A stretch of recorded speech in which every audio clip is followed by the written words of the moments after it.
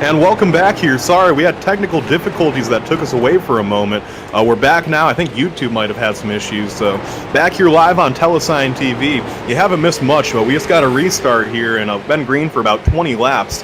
Up front, it is Luke Turpin. He took the lead away from Sean English. English runs in second. Third is still Kenny Tripp, so top three, actually top four with Strychar's in fourth. Pretty much the same as it's been all day. Now up to fifth is Tyler Jalbert, as he just made a pass on Tyler McRae. So move Jalbert into the fifth spot. McRae back to sixth. Seventh is going to be Greg Holes. Eighth, James Seawright. Ninth, Rich Hill. And 10th is Josh Rogers, rounding out our top 10.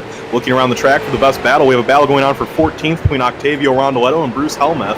And actually, Rondoletto is going to end that battle real quick as he takes the position away. So move Rondoletto now up to the 14th spot as he now tries to dive underneath Jose Godino. Two of our Spanish-speaking friends doing a little bit of battling here right now for the 13th spot. Here comes Rondoletto off the corner. He gets the run down the front stretch. Rondoletto dives to the inside, and it's going to be Octavio Rondoletto in the number 77 machine.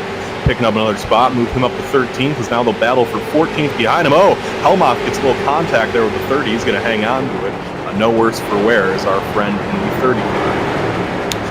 Like I said, up front, the battles aren't raging too much right now, so we're going to focus on some of these mid-pack battles as everyone just kind of minding their own P's and Q's up there towards the front of the field. We have a good battle going on for 22nd. To the inside, Matthew Bear races to Tyler Batchelder.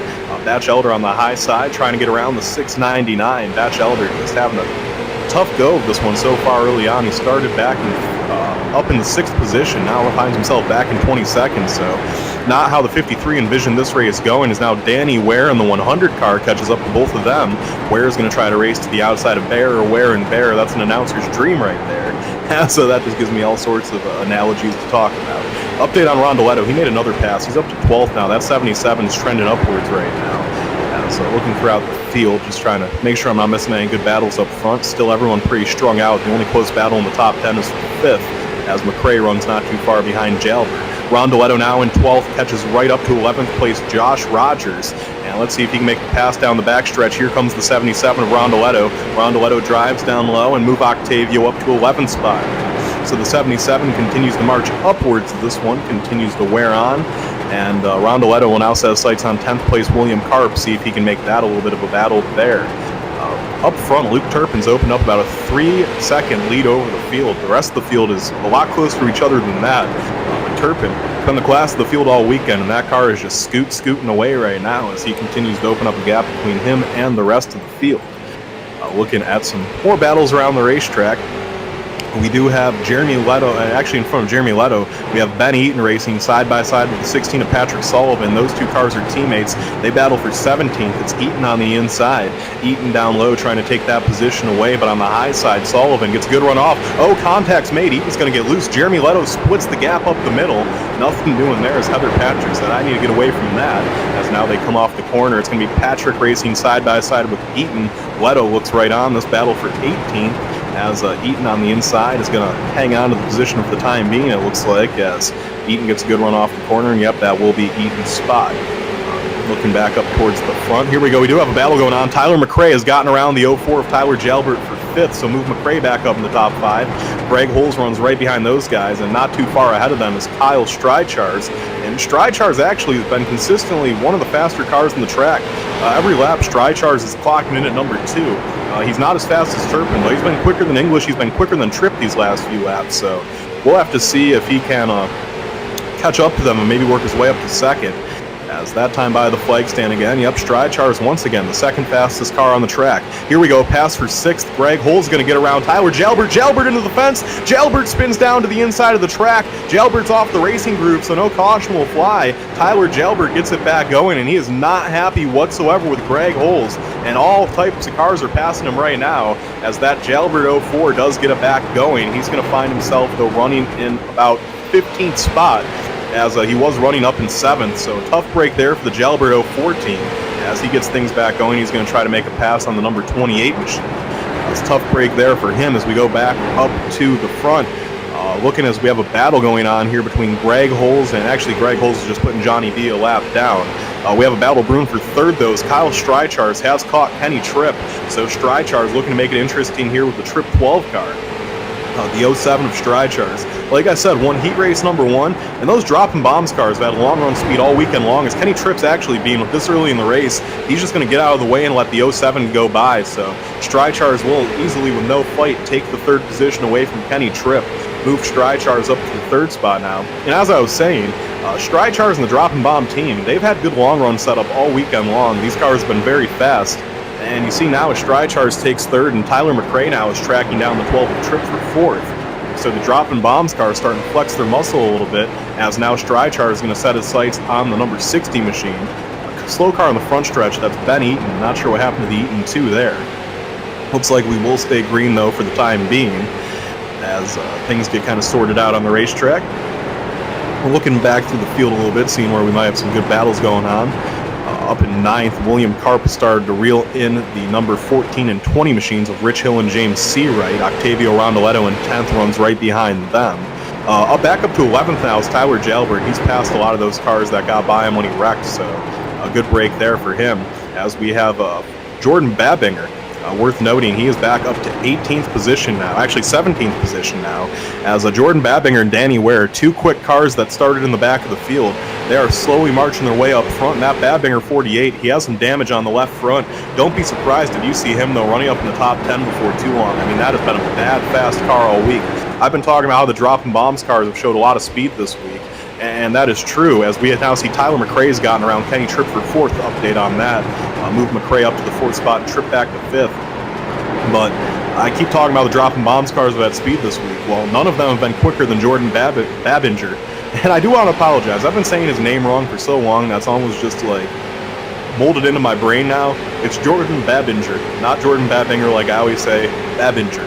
So I apologize to everyone out there that I've offended by mispronouncing his name. I'll try to do better from now on, though. It's a learning curve for sure. I'm looking up front. Kyle Strychars does continue to reel in the 2nd place car of Sean English. He's catching him about half a tenth a lap. So pretty soon a battle for 2nd will be breaking out between the 07 and 60. McRae does continue to put some gap between him and the number 12 machine of Kenny Tripp. As we have a battle going on, here we go. Good battle going on for about 9th. William Karp to the inside of Rich Hill. Karp's going to take that position away, move Karp up to 8th. Here comes Octavio Rondoletto now, so he's going to try to take 9th away from Hill. Rondoletto drives to the inside, and now Rondoletto will pick up the 9th spot. Now, something here worth noting as well as we hit lap number 50 of 275, as the cars went around, 17 of Heather Patrick has stopped on the backstretch. We did have issues in our truck race. We run a super truck event every week, and this week Octavio Rondoletto led the majority of the race. On the last lap of that race, Rondoletto got dumped coming into turn number 3, coming towards the checkered flag by James Seawright. Seawright just kind of drove right through the 77, and Octavio was not happy about that whatsoever. As we see right now, the 77 is only about a couple car lengths away from the 14 right now. We will have to see if those two get close to each other. Things will start to get dicey. Our leader, Luke Turpin, has opened up a 5-second advantage over the field. The 454 car is scooting away right now. It is Kyle Strychars, though, continuing to make a charge on Sean English for 2nd. The 07 is getting faster by the lap, as that car has been running really good. Same with Tyler McRae. That McRae number 99 has been really quick, too. DBR, really good long-run speed, I'll say it again. Now Strychars, once again, he cuts the lead of 2nd place car Sean English down to about 0.7 of a second. So Strychars continuing to make that closer and closer. As here we go, the battle is on for 7th. To the inside of Seawright goes William Karp.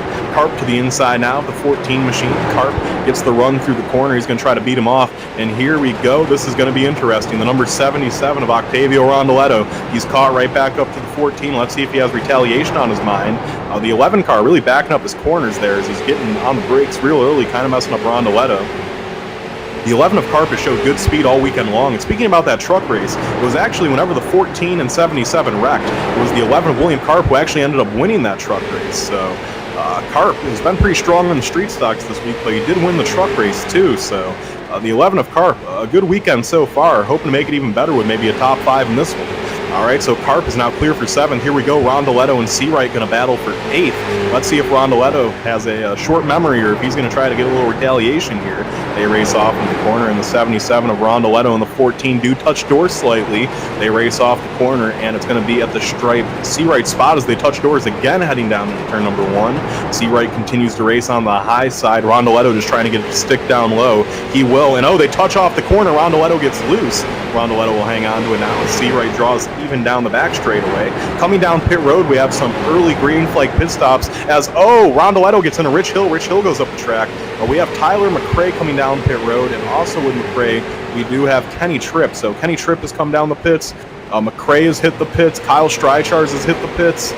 Looking up front, looks like a couple other guys are going to be hitting the pits pretty soon, too. Keep an eye on our leader, Luke Turpin. He has yet to come down. Neither is Sean English in 2nd. Greg Holes yet to come down pit road. As a variety of strategy going on here as we are in green flag pit stops early on in this one. As Luke Turpin continues to show the way around, going to keep an eye on pit road, see if anyone has issues. William Carp and Rich Hill come down pit road now as they get into their pit stalls. Pitting here looks like it's going to lose you about 2 laps if you do it right. As Tyler McRae is going to rejoin the track, and he is 2 laps down after running in 4th when he came to the pits, so keep note of that. Actually, it's going to be 3 laps down as Turpin does just barely get around him to put him 1 more lap down. So we'll keep an eye on when Turpin and the 454 team want to bring that car down pit road and when English and the 60 crew want to come down in the pits. As Sean English continues to ride around 2nd, about 7 seconds behind our leader. Up to 3rd now through all the strategy is going to be James Seawright. 4th is Octavio Rondoletto. 5th is Tyler Batchelder. And 6th will be Danny Ware. 7th, Patrick Sullivan. And those are the only cars left on the lead lap as Greg Holtz has come down the pit road. I think Luke Turpin here might just be trying to play the waiting game, seeing if he can just wait this out and trap a lot of guys a lap down if we were to see a caution come out in the middle of green flag pit stops. And for everyone that's been pitting, that's the worst nightmare right now, is if we were to see some green flag pit stops. Definitely not what anyone wants to see. So here we come this time by the pits, and Turpin will cut down. Our leader, Luke Turpin, is going to come into the pits. Let's see if the 60 of English will follow. The 60 of English will follow. So that will leave the only car who is yet to pit is Octavio Rondoletto, and he did pit under that first caution, so he actually can probably go for about another 10 laps longer than all these guys can. Rondoletto on his own strategy. Also on that strategy is Tyler Batchelder, and I believe just Tyler Batchelder, maybe Danny Ware too. Danny Ware is possibly on that strategy. But Luke Turpin comes into his 2nd pit stall right behind Sean English. We will see if he gets in and out of the pit smoothly here. That will cycle the lead through to Octavio Rondoletto next time by the flag stand. Up to 2nd will be Tyler Batchelder, and 3rd will be Danny Ware, and those will be the only 3 cars who have yet to pit. All 3 of those guys did pit during our first yellow, so like I said, they can probably go another 10-15 laps longer than everyone else, as this time by Octavio Rondoletto does lead at the stripe, so move the 77 into the top spot. As the Turpin crew continues to pump gas into the car, you're seeing everyone else leaving right now. They all came in a lap before him, so nothing to really worry about. There's still a pretty normal pit stop here for the 454 team as he gets off the pits, and it looks like he likely will sustain the lead. As actually I see Kenny Tripp go around him. Kenny Tripp was one of the first guys to come into the pits, and we will see if maybe Kenny Tripp played some strategy there and might have got the lead out of the deal. We're going to have to find out. As this time by the flag stand, it's still going to be Octavio Rondoletto in the top spot. I want to see where Turpin's going to cycle through, and after these pit stops, it is going to be Kenny Tripp as the lead car. 2nd place will be Luke Turpin when everything cycles out. 3rd will be Strychars. 4th is going to be Sean English, and 5th will be Tyler McRae. So Kenny Tripp, after running in 5th, has a heck of a pit stop, and now he finds himself in front of the 454 and company. Bad pit stop for Sean English. He actually lost 2 spots, 1 to Tripp and 1 to Strychars. As we continue to run here, up front though, it is Octavio Rondoletto showing the fast way around the racetrack.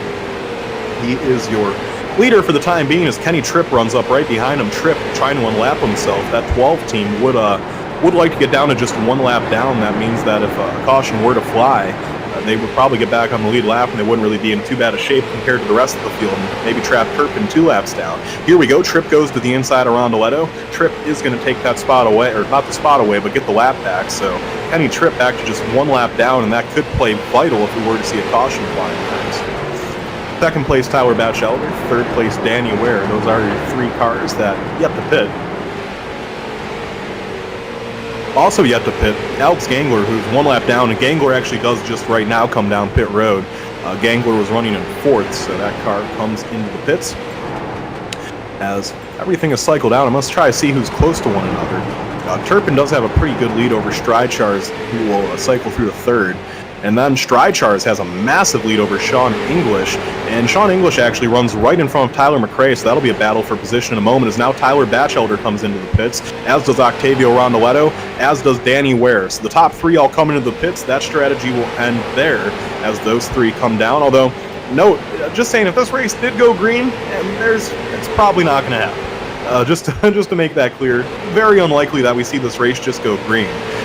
But if we did happen to see this race go green, that strategy could play very, very futile at the end of this one, so we'll have to keep our eyes on it. That will cycle things out to Kenny Tripp, and the lead is, Tripp gets loose as he continues to run in front of these guys. But while things cycle out, I'm going to take a quick timeout. We're going to take a 30-second timeout for station identification here at Telesign TV. Don't go anywhere. You're watching XCAL Racing, Telesign TV.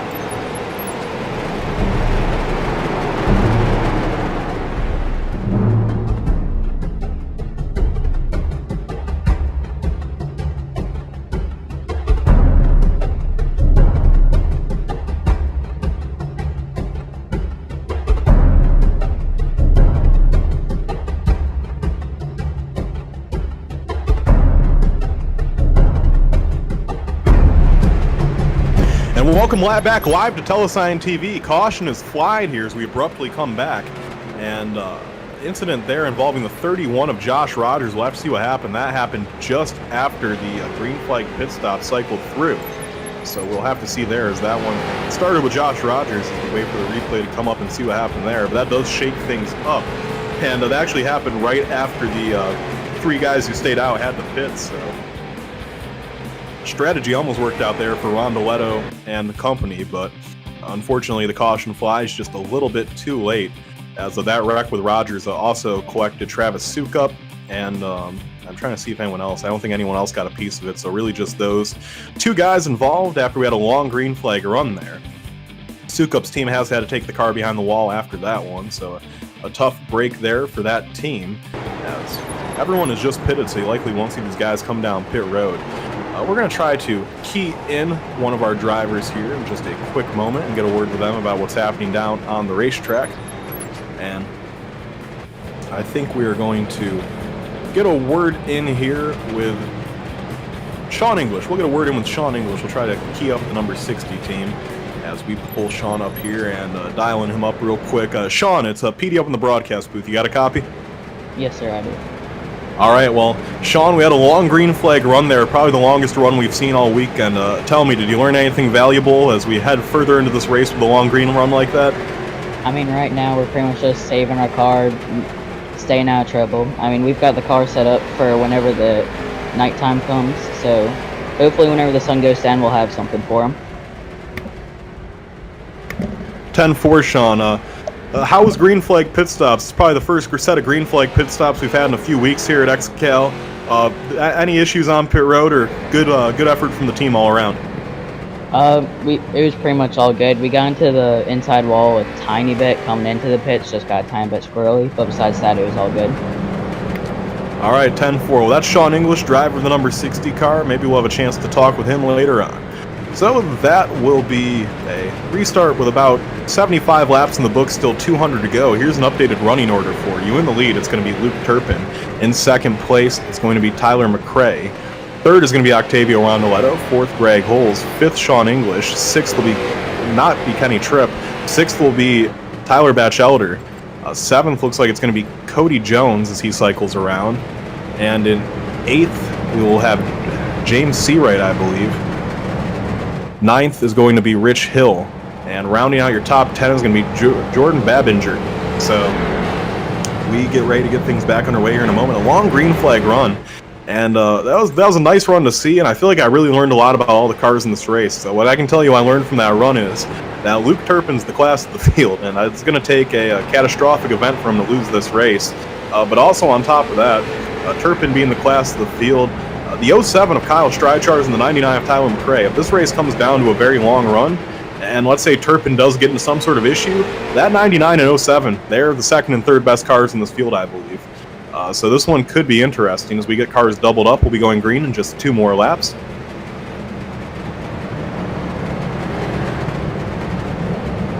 Be curious to see how McRae restarts from the outside. We do still have 17 cars running on the lead lap, 31 running in total. We do have 18th through 25th is just 1 lap down, so those guys well within striking distance.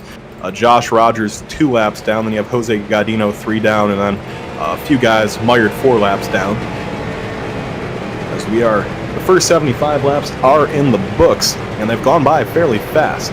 As this time by, the flagger puts 1 finger up in the air, indicating 1 lap to go. Our newly hired, actually, they're going to delay the green. The flagman, Kerry Earnhardt, just flayed the yellow flag, meaning 2 more laps to green once again.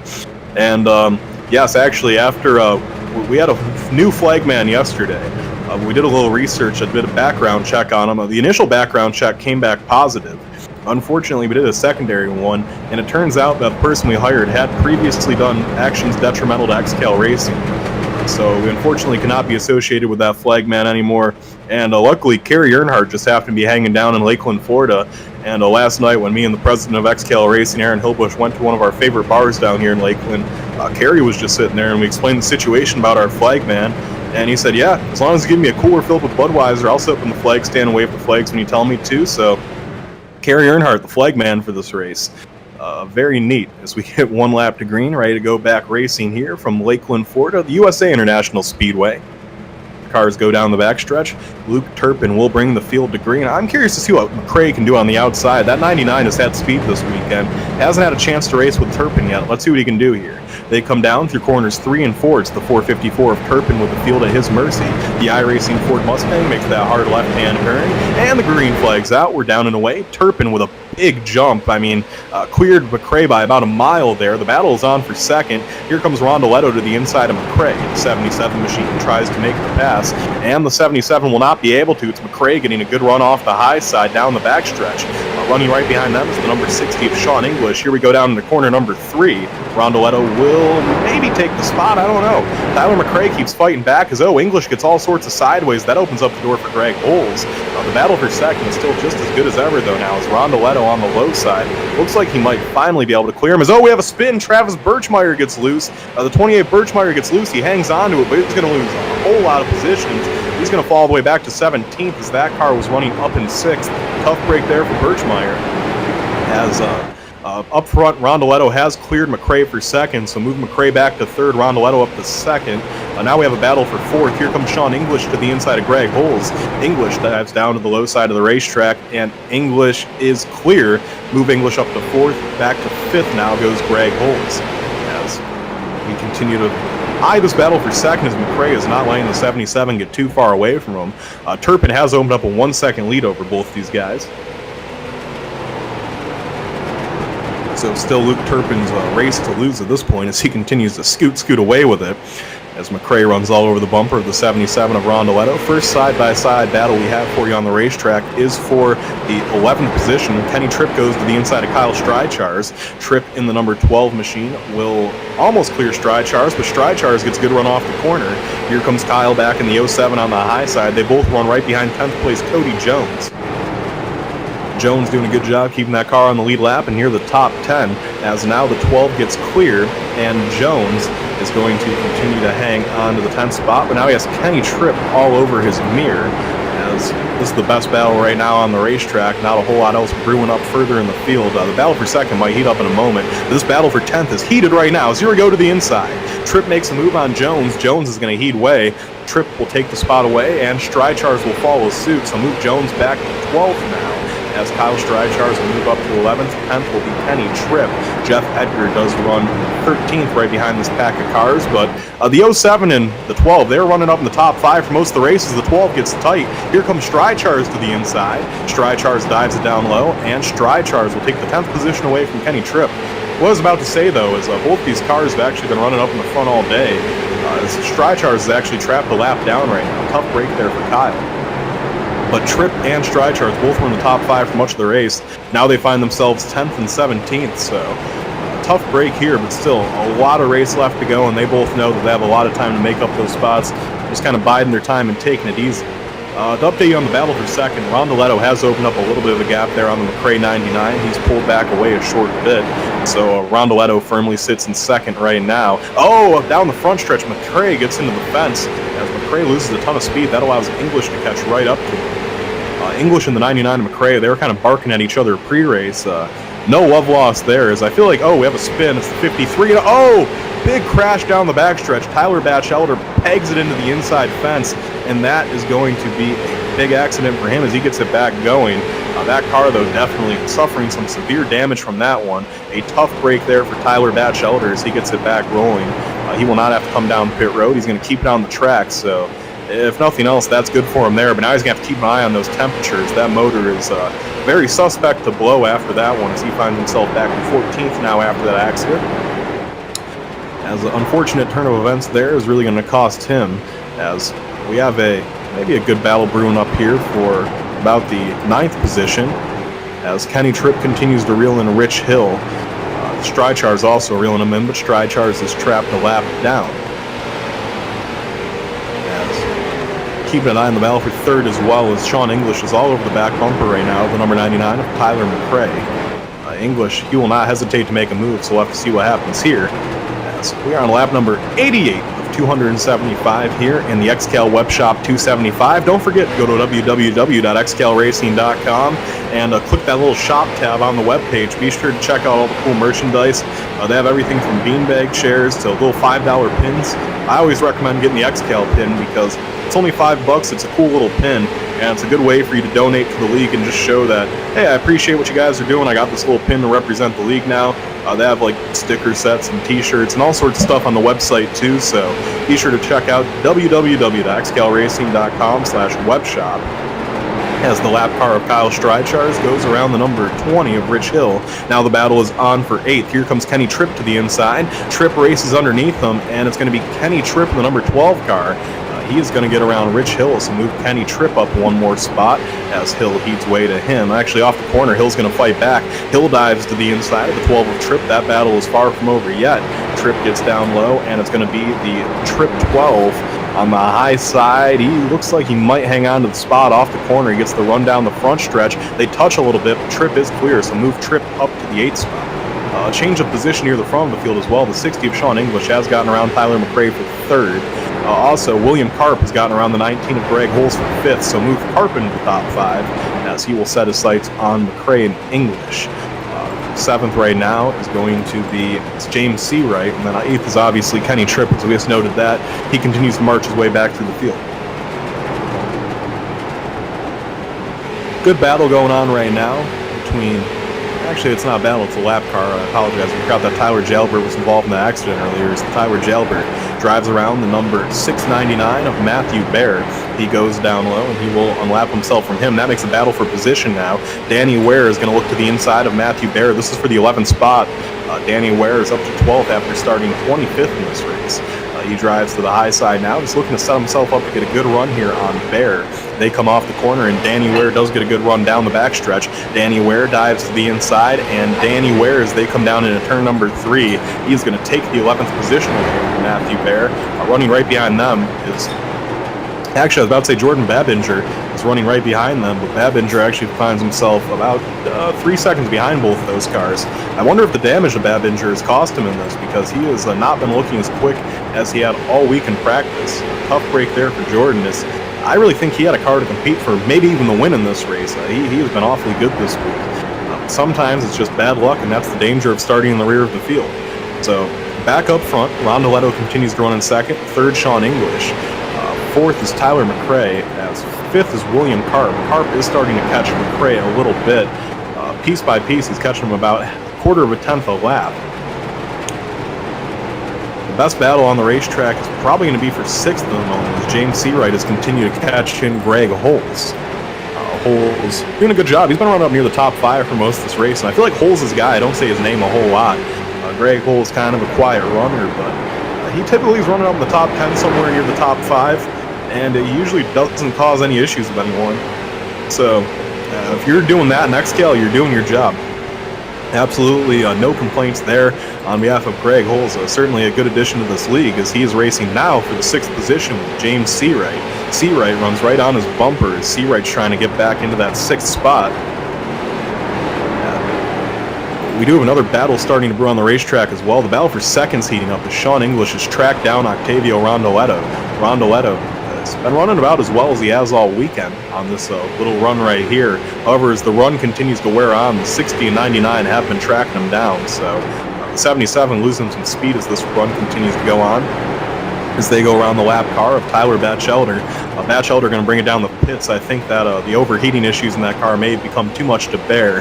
He's going to get that checked out by his crew and figure out what the deal is there. Luke Turpin has about a 3.5 second lead over the rest of the field as the battle for second does heat up. Here we go. English all over the back bumper now, the number 77 of Octavio Rondoletto. English gets into the corner deep. He gives him a little nudge there, lets him know he's there. First tap means I'm there as they come down the front stretch. Rondoletto goes around the lap car of Arthur Hendren in the 37. By that time by, there was 100 laps in the books, 175 still to go. As these boys do their best jobs to bide their time and mind their P's and Q's, knowing there's a whole lot of race left to be had. Here we go. The battle for second does really heat up now as English is sucked right up to that bumper of the 77 of Rondoletto. English waiting to see, will he use the bumper, or is he just going to bide his time and wait for the 77 to make a mistake?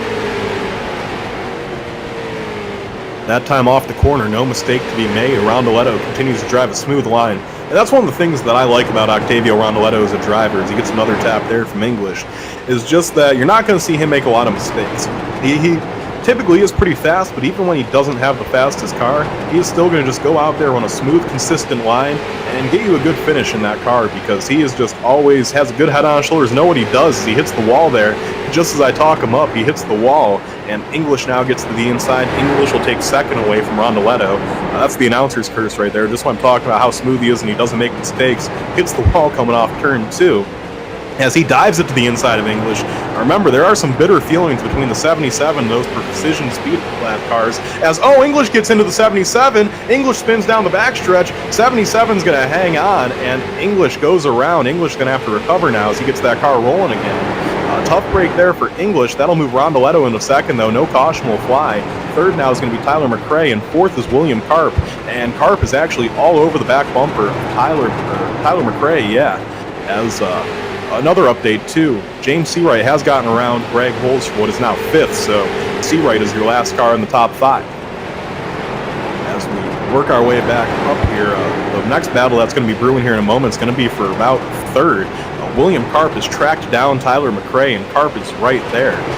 Karp, he's been quick all weekend. I talked about he won the truck race. He was running really good in his heat. He was probably the fastest car in his heat race. He ran heat number 4, and he was running in second late in the going in that one. He had actually caught up to our leader in that one, Kenny Tripp. He was probably the fastest car on the track.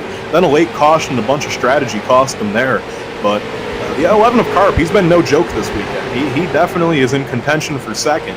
And I say second because I just really don't think anyone has anything for Luke Turpin unless Luke Turpin wrecks in this race. Maybe we'll see as the track continues to get cooler and we get more and more into the night. Maybe that 454 loses its touch, but I don't know, man. He's been pulling the field by quite a bit all night. He is 5 seconds ahead of everyone else right now as we sit. The battle for third does continue to get closer. Karp catching up to him by the lap.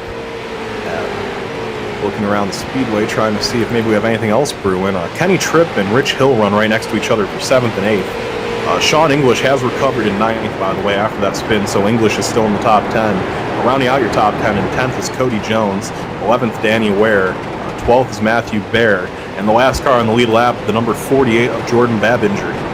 So Babinger now runs right behind the 7 of Jeff Edgar as they try to put him a lap down. Luke Turpin quickly coming up to lap Babinger, though, so he's going to have to be careful here. As the battle for third, it continues to get closer and closer. The Karp 11 car has really reeled in McRae. He's down to about 0.2 of a second now as he runs right in his tire tracks.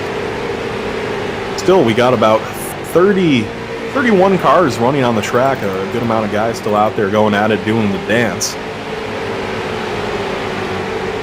As we are on lap 110 of 275. We're going to take a 30-second timeout for station identification. Don't go anywhere. We'll be right back on Telesign TV with XCAL Racing.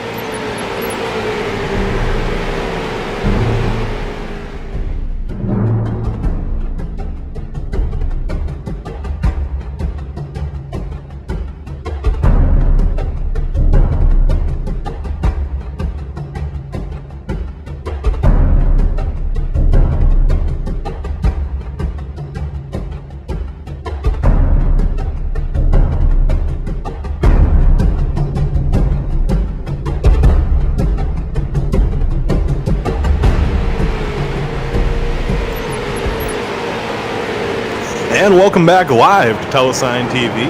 My name is PDJzo, the voice of XCAL Racing, and you are watching the XCAL Racing Webshop 275. As we sit, Luke Turpin is running in the lead, 5 seconds in front of the field. Octavio Rondoletto in second, third Tyler McRae, fourth William Karp, and fifth James Seawright. The battle for third had been heating up, however, a lap car really held up the 11 of William Karp, and he's had to regroup now and set his sights back on McRae. McRae also, I talked about earlier, the DVR dropping bombs racing cars have really been fast on the long run all week. Well, McRae has really started to track down second place Octavio Rondoletto.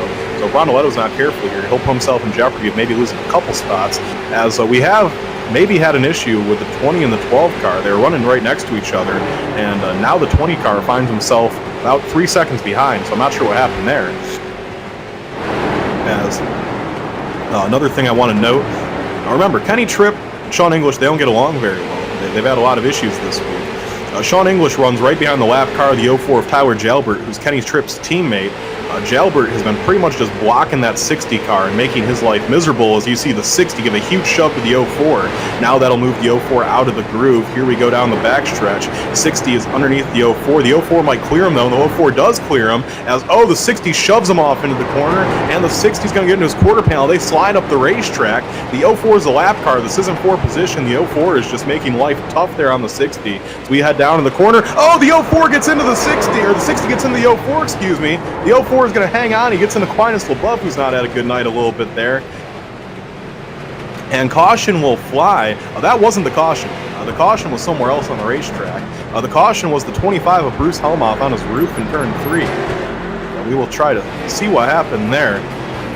I did not have eyes on the Bruce Helmoth incident, so you will get a replay on that momentarily. I'm going to try to catch with Tyler Jalbert, though, and get his perspective of what happened there.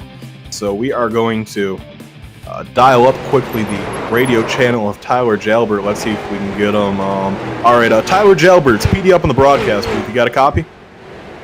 I got a copy. Oh, well, Tyler, there, we saw you and Sean English racing very aggressively there, and actually just as the caution came out, you guys were almost saved by the caution. Looks like you made some contact going into the corner. Can you tell me what was happening from the cockpit of the 04 car? I've always played it where if you're so fast, you can go around me, but I don't know if he sees it the same way. Dude, you pushed me. Gave him plenty of room, and hopefully you go by me if he's as fast as he says he was, but clearly that's not the case. Well, Tyler, this race definitely not going the way you've wanted to go so far. You find yourself trapped 4 laps down right now. So for you moving forward, the car looks like it's running okay. Do you think maybe if you get a few cautions here and a few wave rounds, the 04 still has some speed to compete? Not now. That's all I'm hoping for, really, is, I mean, we've had a lot of green flag laps than I thought we've had, but hoping for a few more cautions, and maybe I can make it work in the end. All right, well, thank you for joining us. That's Tyler Jalbert, driver of the 04 cars. He gave us his perspective there on the incidents between him and the 60 of Sean English. And, Sean English has been disqualified from the race. Sean English has been disqualified, and I think it was for what happened there between him and the 04 of Tyler Jalbert. So English disqualified, and that will be the end of the night for the 60 team, as Lakeland Ford of the crowd just gave out a huge roar as they sent the 60 car to the garage area. So end of the night there for the English team, as he got disqualified for aggressive driving. And also, update, Bruce Helmoth was black flagged for that accident. He will have to serve a penalty, as he was the one who brought out the caution. So we run under caution here, and things have changed drastically, as I'm going to try to get word with another driver quickly.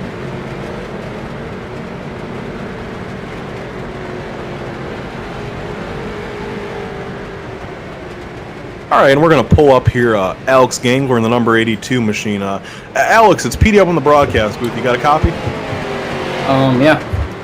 All right. You got me? Well, yeah, we copy, Alex. So you've been out there running really well under green so far in this race. Looks like you're just logging laps in. Tell me, how's the track feeling as we start to get more and more into the night? It's feeling pretty good, actually. The only thing I'm noticing is there's tons of marbles on the inside and the outside of the track. A 10-4, probably trying to keep the car out of those marbles there and keep it running good. So tell me, what's the plan here moving forward for you, Alex? You find yourself 2 laps down right now. I'm sure you'd like to get a couple of those back. Realistically, where do you see this 82 car finishing tonight? So far it's running about where it probably should be. It's not the best car. It's definitely not the worst one out there though. I see a couple of other cars out there. But I think the strategy is to keep the car clean, you know, make sure you don't get contact, then have something to finish for the end. All right, well, that's Alex Gangler, driver the number 82. Hopefully we can talk to him after the race with a good finishing position. So as we continue to run under caution here, things have changed, as I'm going to update you on the running order here in just a moment. Just waiting for everyone to cross the flag stand this time by, because I do want to make sure that what I'm saying is accurate. And as they come by the flag stand this time by, here's an updated running order. In first position, we now have Octavio Rondoletto in the number 77. Second is going to be the 454 Luke Turpin. Third's William Karp. Fourth is James Seawright. Fifth is going to be Kenny Tripp. Sixth is Rich Hill. Seventh is Kyle Streichars. And 8 will be Ben Eaton, as those are the only 8 cars in the lead lap right now. Mess of cars one lap down. You got Danny Ware, Greg Holes, Cody Jones, Jordan Babinger, Tyler McRae, and Pat Sullivan, along with Trevor Birchmeyer, just one lap down. And then a ton of cars just 2 laps down. You have 23rd through 16th, 2 laps down. And then we still have 30 cars running on the track. So still a pretty good-sized field here as we get closer and closer to the halfway mark in this race. A driver I want to take big note of here, though, is right now third place William Karp. That car has only gotten faster as this race has continued to wear on, and he is running right near the front right now. An impressive run for the Karp 11 team. I have been impressed with how fast he's been all weekend, and he finds himself right now in third on this restart. This is going to be as close as he's been to Luke Turpin all night. This will maybe be a nice assessment of what the 11 car has for the rest of the field.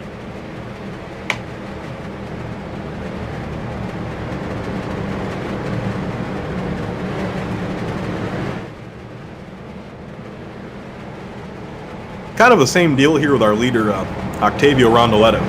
He hasn't been in the lead all evening, hasn't been in front of Turpin all weekend. Maybe the clean air and track position is what the 77 needed. We'll see if he has enough here to hold off Turpin for a handful of laps.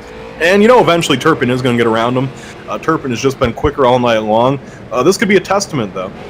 This kind of reminds me of 2 weeks ago at Irwindale. Or I should say like about 5 weeks ago now, but 2 real weeks ago at Irwindale. At Irwindale, Octavio Rondoletto was the class of the field all night long, and Luke Turpin was kind of just meandering around the top 5.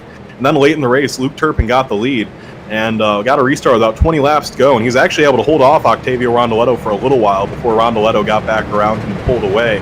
That's kind of the same deal reversed, though, for Rondoletto. If we get late in the race and he finds himself in front of Luke Turpin, Turpin's been the class of the field all day, but Rondoletto maybe can use some lessons from Irwindale watching Turpin and maybe try to hold him off. The pace car makes the hard left-hand turn, field at the mercy of Octavio Rondoletto. Here we go. Green flag in the air. We're down and away. And Rondoletto with a nice restart there as Turpin looks like he's just going to try to slide in the line. We go down into corner number 1, and Turpin races now to the high side of the 77. They duel for the top spot as James Seawright now makes the move for second. Seawright goes underneath Turpin. The 14 car left in this race without his teammate Sean English now, as English has been disqualified. Seawright gets loose in the corner, and he is going to get loose off. That's going to give second position to Turpin, move Seawright back to third. Karp will now look on for the third spot. Nothing doing there yet. We go back single file. Turpin will set his sights on the leader of Octavio Rondoletto as that 454 is tracking him down. Here they come down the backstretch in corner number 3. And Turpin now draws right back to the bumper of the 77. A lot of these cars have been really loose early on in the run tonight, so don't be surprised you see these guys getting sideways and messing all over the place. As Turpin runs right behind Rondoletto, and there we go. Rondoletto does get sideways, like I say. He gets loose off the corner, and Turpin's able to stand on it. Down the backstretch, Turpin pulls to the inside. He's underneath Rondoletto. Here comes Luke Turpin in the 454 as he drives it deep into the corner. He gets the good run off, and back in the lead is going to be the 454 of Luke Turpin. That'll mire back to second place now, Octavio Rondoletto. Let's see if he can slide in the hole, or will James Seawright fill it up. Here they come off the corner, and Rondoletto is able to hold on to the second spot as Seawright gets really loose. Fourth place is William Karp, fifth place Kenny Tripp, sixth place is Rich Hill, and then way back in seventh is Ben Eaton, is the last car on the lead lap. Update on Kyle Streichars, a guy who was having a really good run today. He now finds himself 3 laps down. I'm not sure what happened to the 07 team, but what looked like it could be a very promising run for him. It quickly went sour here for the Streichars team. Strychars is working his way through some lap traffic right now. Unfortunate there. I really thought he had a car that could compete for a podium spot. As here we go for the lead. Octavio Rondoletto is pulled back to the outside of Luke Turpin. They're battling for that top spot right now.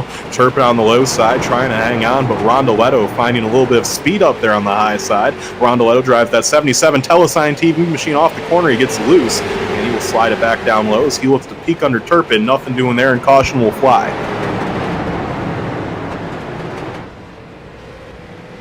Caution is out as looking to see what happened here. And I'm not seeing any cars on the Speedway that are... maybe the 707 of Cody Jones. I do see Cody Jones is involved in something. So the caution was with the 77 and the 19 of Greg Holes. As it actually started with Greg Holes. So we will see what happened there. Get the replay up for you in a moment.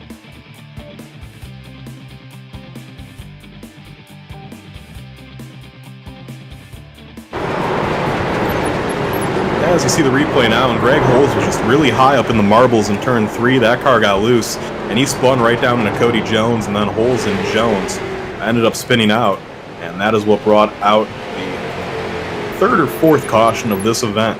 So we find ourselves under caution once again, and that will give us a chance to talk to yet another drivers. We've been getting a chance to talk to a lot of drivers here. We'll actually talk to Cody Jones, who was collected in that one.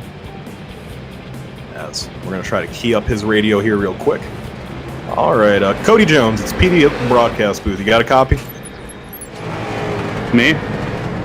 Yeah, Cody, you got us? Okay, yeah. All right, well, Cody, unfortunately, it looks like you were collected in that wreck there. Take us through what happened from your perspective. Man, I got Aaron screaming in my ear. Okay, I just run in the bottom, and I kind of look out the right side window, and I see a 19 coming down, and then got put into the pit lane wall, and then I turned into a frisbee. Well, Cody, how's the car feeling after that accident? You think everything's still straight and competitive on the 707? I think to go straight, the wheels turned a couple degrees right, so I'm hoping it isn't too much. I mean, I think I could still roll. I think the car will get around the track, but I've got 3 minutes of optional repairs, so we'll see what'll be in store for this car. I mean, I'll get back out, but it's going to be hard. All right, well, that's Cody Jones, driver of the 707, just going to try to get a good run after. Hey, Petey. Yeah, well, what's up, Cody? Do you think there's going to be a Olympics for car acrobatics? Because I think I'm going to be a shoo-in for that. If there is, I think you would certainly have a chance, Cody. Thank you for joining us, Cody. We'll put you back with your team. That was the driver of the 707. All right, we're going to take a 30-second timeout here on Telesign TV. Don't go anywhere. We'll be right back with XCAL Racing.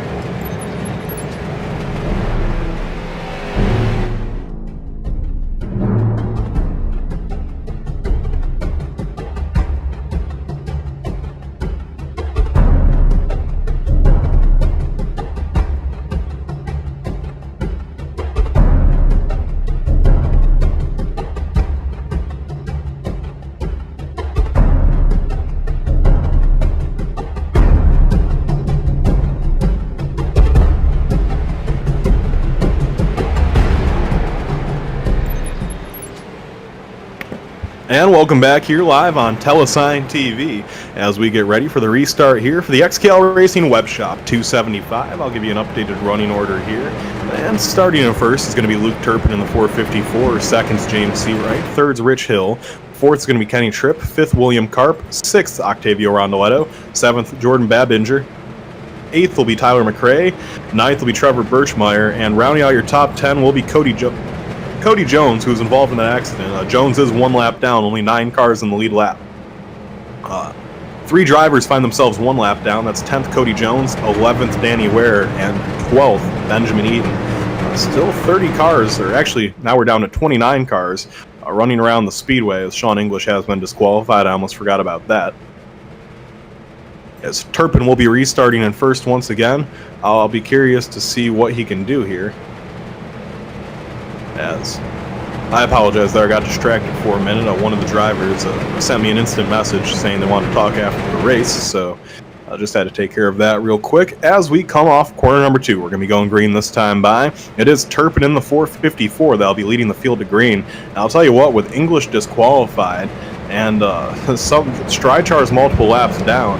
I'm liking Luke Turpin's chances in this race as the laps continue to wind down. Here they come to turn number 3. The 450 Field 4 has the field in tow. As they come to 3 and 4, Turpin gets into the restart zone and he lets them rip. Green flag in the air. We're down and away, and a good jump once again for Turpin as he's going to clear James Seawright. Turpin heads down in corner number 1 with the lead. As though they get antsy behind him. Third place is now going to be Rich Hill. He threw an aggressive block there on the 11 of Karp as Kenny Tripp gets loose. Tripp gets loose off the corner. That opens up the door for Karp. Karp dives to the inside. And here comes Jeremy Leto. Jeremy Leto dives underneath Octavio Rondoletto, his teammate. And Leto's a couple laps down, so racing his teammate that aggressively there was kind of surprising. But Jeremy Leto's one of those drivers where it's really always no holds barred. He is going to give you his 110% at all times, and that's why a lot of fans love him, and a lot of fans hate him. As caution will fly. A couple of quick cautions here. It must have been a very clean race. We're going to see what happened. And we have Jordan Babinger on his roof on the backstretch. And what has just been a weekend that looked so promising for Babinger went so sour so quickly. We're going to see what happened there with him, as it looked like it started in front of him, actually. It started with the 17, his teammate of Heather Patrick. And Patrick, we'll see what happened here when we get the replay up in a moment. Patrick got loose off the corner and just got into the 699. Matthew Bear spun. Danny Ware got a piece of that in the wall, and Babinger in the checkup just ended up piling into it and going flipping down the backstretch. So a tough accident there, as our caution will fly once again. And looks like Danny Ware's on pit road, as is the 48 of Babinger. Now our leaders are going to come down pit road as Luke Turpin comes down. I'm going to see if I can catch a word maybe with Danny Ware, as he was collected in that accident. And as I dial him up, try to get a word with him. All right, I think I got him. Danny Ware, this is PD up in the broadcast booth. You got a copy? Yes, sir. Well, Danny, unfortunately, looks like you got a piece of that accident. Can you tell us what happened from your perspective? Yeah, I just came off the corner and they just don't have any patience and they just hit each other and I just ended up in the bad end of it. Unfortunate break there, Danny. How's the car seem? You think you got too much damage, or will the car still be competitive, you believe? I don't think I have too much damage. It's just the towing that's going to take the most, but it don't seem bad. All right, Danny. Well, thank you for the quick word, and best of luck to the 100 team moving forward. Thank you. All right, that was Danny Ware, driver of the number 100 car. So we find ourselves under caution once again. As that will allow a few cars to get back on the lead lap. So we'll update you on that in just a moment. While things cycle out and we get all the scoring worked out, we're going to take a 30-second timeout for station identification. Don't go anywhere. We'll be right back on Telesign TV.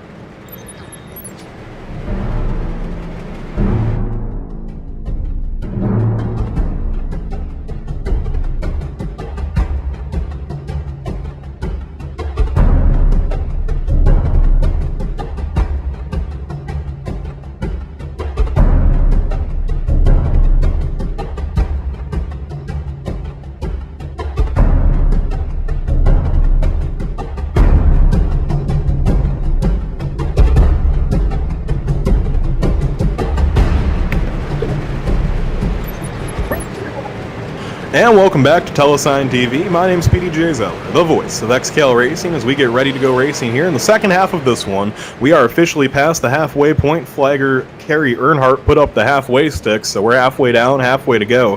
Here's your updated running order. In first position is James Seawright, second's Rich Hill, third Kenny Tripp, fourth Octavio Rondoletto, fifth William Karp, sixth is Luke Turpin, seventh is Tyler McRae, eighth is Trevor Birchmeyer, and those are the only cars in the lead lap. Now getting the wave around will be a few cars, so now in the lead lap will be 9th place Benjamin Eaton, 10th Cody Jones, one lap down is going to be Jeremy Leto, and those are the 3 cars that ended up getting wave around. So we now have 10 cars running on the lead lap and 1 car just 1 lap down, and still a whole mess of cars within 2 or 3 laps of contention here, as we're going to have 1 lap till, or actually we have 2 laps till we get green as these wave around cars come around. An update on who's been running clean so far in this race, as I'm sure you, my friend, are interested in which drivers have been keeping away from the incident. There are only 2 drivers that are incident-free past the halfway point. One of them has been Luke Turpin, the leader of this race, who he hasn't really been close enough to another car to get an incident point. And the other one would be the 11 of William Karp, who has avoided incident up to this point in the race. One driver has 1X, that's Rich Hill, who currently sits in second. And outside of that, a whole lot of guys are like 4, 5, 6, 7, 8x. So a fairly clean race. I think this is only the 5th caution in about 150 laps, and you'll take that all day at the USA Speedway. That's how many cautions we had in our 80-lap truck race earlier, and we thought that was a pretty clean race. So we're doing so far so good, but many times you see the first half of a race go green, and that's like everyone's mental clock goes off at the halfway point. Everyone's like, you know what? We made it to halfway. We've been doing a good job. Let's just ruin that now. And I'm not saying that's what's going to happen here, but it's certainly a possibility if history does repeat.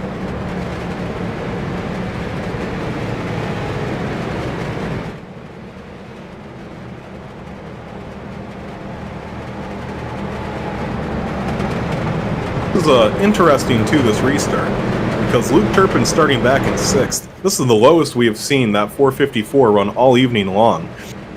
I'm going to be curious to see if the 454 can make a recovery here and get back up to the front quickly, or will the dirty air really mess with the mojo of Luke Turpin? We will have to see. As kind of the big storyline, one of the biggest storylines with XCAL as of late has been Luke Turpin's free agency. Where's he going to go?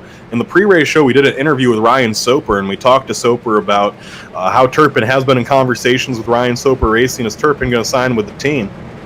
We've had other reports that actually, normally my right-hand man in the broadcast booth on Tuesday nights has been Paul Coleman Jr. He actually couldn't be here tonight because he is down in North Carolina waiting for the Turpin team to get back from Lakeland, Florida so they can negotiate a contract. Here we go into 3 and 4. The pace car makes the hard left-hand turn, fielded the mercy of James Seawright. Here we go. Green flag back in the air. They're down and away, and Seawright drives it off the corner. Seawright's going to have the top spot over his teammate Hill, and Hill's going to slide down in the line in the second. Kenny Tripp runs right behind those guys. But to carry on with what I was saying about the Turpin story, actually Paul Coleman Jr. down in North Carolina right now. He's actually outside of the Luke Turpin racing shop, and he is waiting for Turpin to get back from this race in Lakeland, Florida, and he's going to try to negotiate a contract with the 454 for 2021. So we got a report now that Coleman, looks like Ryan Soper was the early leader in the Luke Turpin sweepstakes, but Paul Coleman Jr. is now throwing his hat into the ring as we have a good battle going on for 3rd and 4th. Kenny Tripp to the inside takes 3rd position away from Octavio Rondoletto. As up front, our James Seawright is pulling away a little bit with the lead. Here we go, battle for 5th. Luke Turpin goes to the inside of William Karp. Turpin dives down low, Karp on the high side, and Karp will heat way, and now Karp gets loose. That's going to allow Tyler McRae to get by him for 6th. And so McRae now will find himself up in the 6th spot as he also gets around the 11 of Karp. And now here comes Patrick Zollivan, who is 2 laps down, also trying to find his way around Karp. And shout out to Trevor Birchmeyer right now. Birchmeyer, this is an XCAL debut. He's never ran an XCAL race before. He's subbing tonight for Steven Rex. And Birchmeyer finds himself right now running up in the top 10 as he actually gets really loose. He's going to heave way to a couple cars. Nonetheless, though, a good top 10 lead lap run so far for Birchmeyer. Nothing to complain about there if you're him. As we cycle back through the field, looking at some good battles on the racetrack, Octavio Rondoletto has gotten back by Kenny Tripp for 3rd. Luke Turpin's going to be tracking those 2 cars down quickly. You know he wants to get back to the top spot, but Rondoletto does find himself in that 3rd spot again. It's those 2 remaining Precision Speed Lab guys, however, leading this race, Seawright and Hill. Sean English was kind of the Precision Speed Lab guy we've been talking about all weekend long. He's been very quick. Thought he was going to be a factor in this race. However, due to his actions with the number 04 of Tyler Jalbert, he got himself disqualified from the race. So now it's up to these guys to carry the Precision Speed Lab banner. As Seawright continues to do a good job leading this one. Seawright, he's had some good runs in XCAL. I believe he finished top 5 when we went to Lanier not too long ago. He had another top 10-ish run at Irwindale. Seawright's one of those cars that whenever you go to a track that he's really good at, you know that the Speed Lab guys are going to have good setups. They always set up their cars very well. It's just a matter of if it's a good track for Seawright or not. And USA has seemed to be a good track for him this week. He's been running up near the top 5 in just about every heat race he ran. And once again, we see him here leading this race as we are past the halfway point. So Seawright trying to avenge his buddy Sean English as he continues to show the way around the Lakeland, Florida USA Speedway. As Octavio Rondoletto has started to close in on 2nd place Rich Hill. Rondoletto wants to get away from Luke Turpin before Turpin gets caught up to him too soon. I think everyone kind of knows that Luke Turpin's coming. He's been the fastest car all night. Turpin really not forcing the issue too hard right now. He knows that he still has a lot of race to make his way back up front. We're only on lap 150 of 275, so really a ton of race left to be had here. No one needs to do anything too aggressive yet. and maybe a little green flag pit stop here, get a nice long run in, take some of these laps off. And if we can get another 50, 60 laps in the books, then it starts to become, all right, it's getting towards go time. Another driver I'd like to give a shout out to a good run right now, 6th place Tyler McRae. That car's had a lot of speed all weekend long, and you see that car running in 6th right now, and a little nose damage on that car. That car is certainly not in pristine shape. However, for the dropping bombs number 99 machine, he still finds himself near the top 5, and if you're in it, you certainly have a chance to win it. Another car that I want to give a shout out to right now is that 29 of Clinus LaBeouf. He's out there 33rd. He's 103 laps down. However, he's back out there just trying to pick up a few spots. And that number 29 car, it's actually running really quick right now. He's running some of the fastest times on the track after having to put a whole new motor in that machine. So, unbelievable run so far for that team. As it looked like his race was pretty much over, but no, that was not the case. He's out there. He's going to try to pick up a few more spots. Nice resiliency there from the LaBeouf team. As James Seawright continues to lead. Battle for second. Octavio Rondoletto just got by Rich Hill for second. Although Rondoletto gets tight off the corner, we have 4 cars going at it for second. Rondoletto throws the block as they head down into turn 3. Here comes Luke Turpin for third. Turpin goes to the inside of the 20 of Hill, and Turpin on the low side. He's going to get the run off the corner. As Hill gets a little tight, it's going to be Turpin to the inside, and Turpin will take the spot. Here comes Kenny Tripp for fourth. Tripp dives it down low, and Tripp will have the inside line. Tripp drives up underneath Hill, and Hill is about to go from second to fifth if he's not careful here. Tripp drives it into the corner and gets a good run, and move now Kenny Tripp up to fourth. So now we'll keep our eye on, oh, they make contact there, do Hill and Tripp. They all hang on to it though, no worse for wear. As we'll see now, if Luke Turpin can catch right back up to the 77 of Rondoletto and maybe make things exciting. We have an update. Cody Jones had some sort of issue. That car had to come down to the pit road and had to sit in there for about 5 minutes. Jones now finds himself 7 laps down after running in the top 10. That moves Jeremy Leto up into 10th spot now. That's a good run for Leto and that crew having a good day today. As that battle for second, it does get very close now. Oh, Rondoletto gets into the lap car. Bruce Helmoth off the corner. Here we go. Turpin makes it 3 wide of the lap car, and Rondoletto. Contact is almost made. No contact is made as here we go. Battle for fourth. Rich Hill takes it from Kenny Tripp. So move Hill back up to the 4th spot as now Tripp dives underneath Hill. Here comes Tripp now back for 4th. And oh, Hill gets loose. He's going to wreck on the front stretch. Caution will likely fly. No, it will not. They're all off the speedway. Hill and Tripp need to get those cars back going. They wrecked as Hill will get that car rolling once again. Arthur Hendren also collected. Tough break there for Hill and Tripp as they do get them rolling. So those cars get moving again. That will now move up into 5th place, 4th place, Tyler McRae. And 5th place is going to be William Karp as those cars are just in a minefield of lap traffic right now. As we go back up towards the battle for second, though. A very unfortunate break there for Hill. This is Rich Hill's first XCAL race.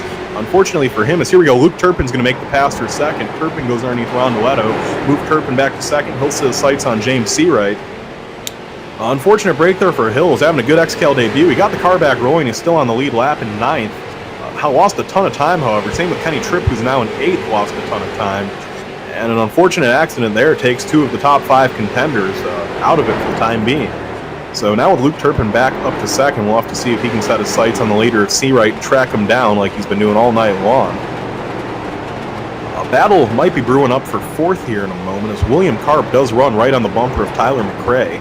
That Karp machine, I keep talking about him, but he's had a good race weekend all weekend long. Here we go. He goes to the inside of McRae. McRae's just going to heat way to him.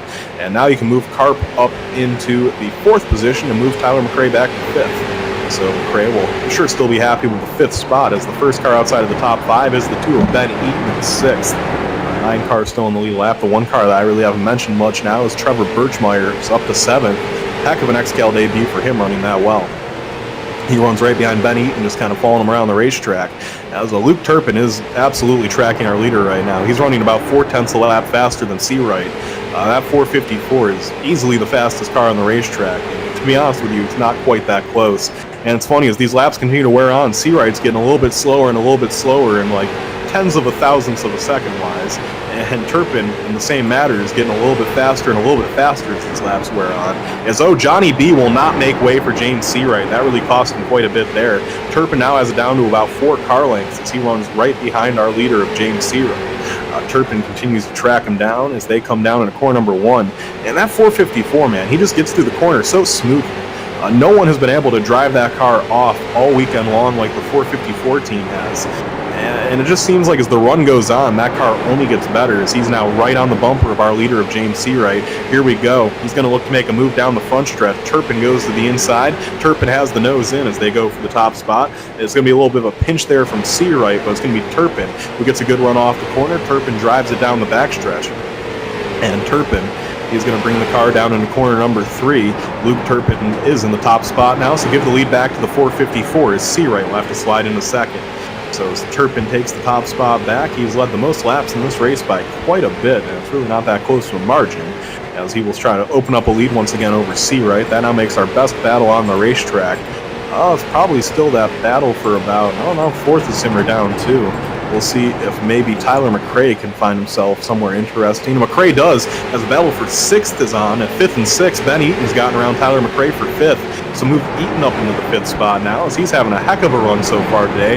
That 2 team's brought in a good car to the racetrack. McRae is slow on the racetrack. He gets out of the way now. Birchmeyer is going to move up to 6th. Not sure what the issue is with the 99 of Tyler McRae. Maybe he's saving gas or something. I'm not sure what the issue is today for the 99, but he is just getting really slow right now, which is weird because that car has been fast all night long. So McRae jumps in a line, finds a place he likes to run. As they race in front of him, that's not for position. Tyler Batchelder is numerous laps down as he gets underneath Birchmeyer and will get around Birchmeyer. Stridechars runs in front of Ben Eaton, who's in 5th now. Danny Ware's in 20th, 4 laps down. We have so many different guys, so many different laps down right now. It's kind of hard to keep track of who's racing for what, as we have a good battle going. Not a battle, I should say, but the 04 is racing with Aquinas LaBeouf right next to 4th place William Carp. As LaBeouf goes to the inside of the 04 of Jalbert, LaBeouf's going to get around him. They're both on different laps, though, so it doesn't matter all that much. Keep an eye. We could have a good battle brewing here in a moment for about the 2nd spot, as James Seawright. He has had a good run so far. That car is starting to lose a little speed, though, as the run goes on. Octavio Rondoletto has started to reel him in a little bit. We'll see if Rondoletto can catch back up. Luke Turpin's already opened up a 1.1 second lead over the rest of the field. Turpin absolutely has been the class in the field all evening long.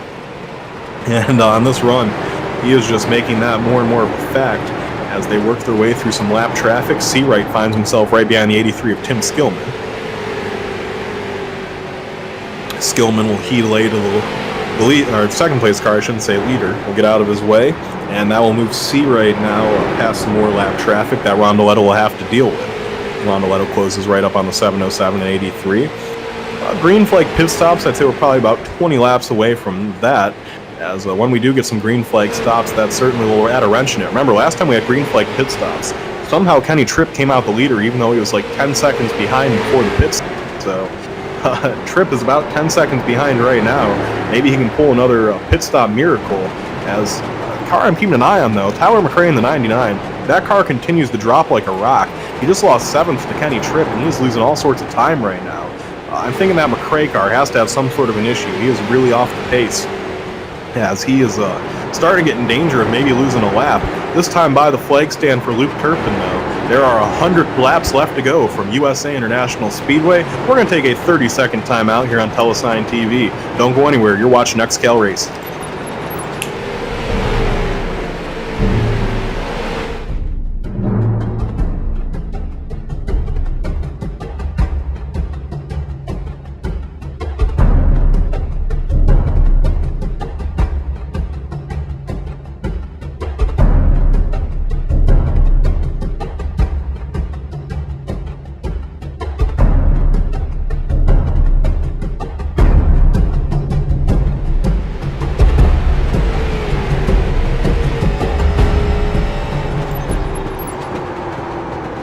Welcome back, my friend, to the XCAL Racing 275 here from Lakeland, Florida at the USA International Speedway. My name's PDJ Zell, the voice of XCAL Racing, and you're watching Telesign TV.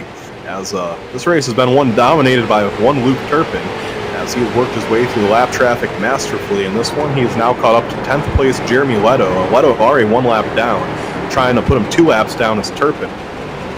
As here comes Turpin to the inside. Turpin will take the position, or I shouldn't say the position, but the lap away from Jeremy Leto as he finds himself down 1 more here.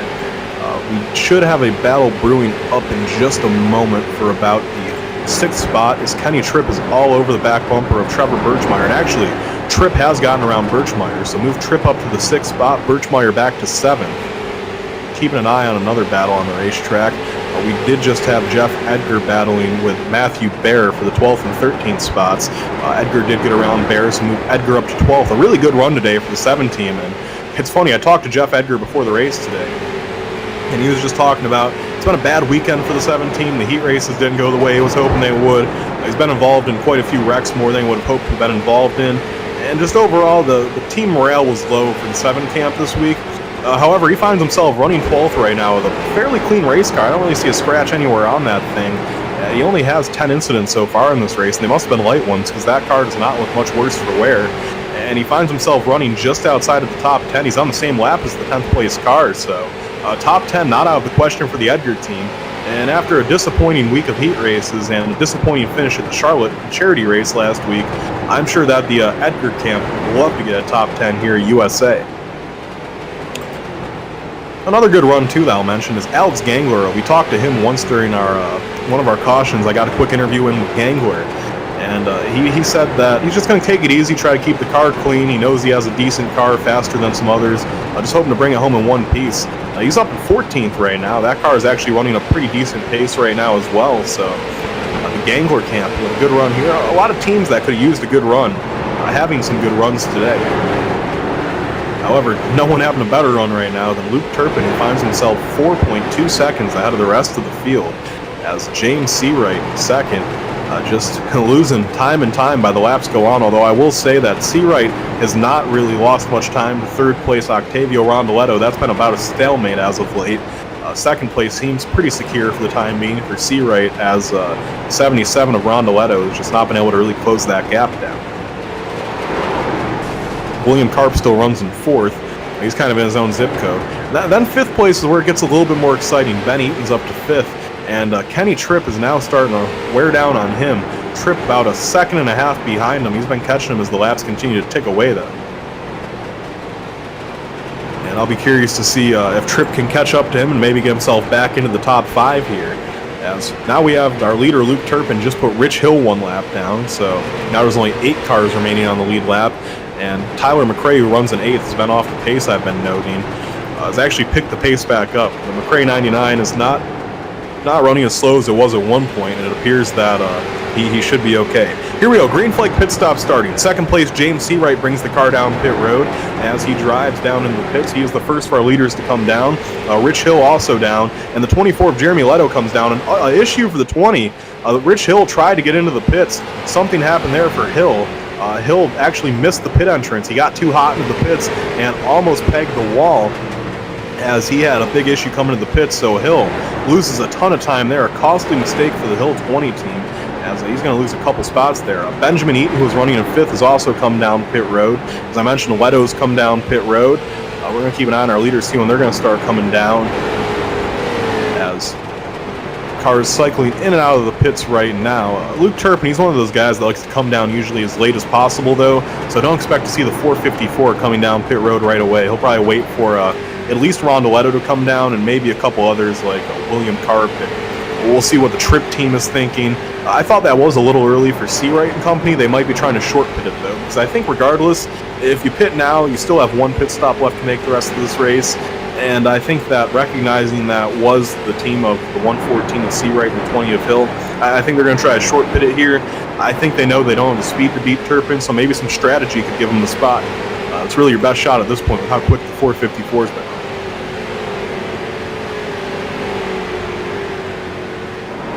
Looking around the racetrack, seeing if any more cars are coming down, and it doesn't appear as we've seen anyone else take to the pits yet. Seawright and Hill have rejoined the competition. They're both 2 laps down after their pit stops, as actually Hill's going to be 3 laps down due to the issues that he suffered, and he will find himself now back around 12th.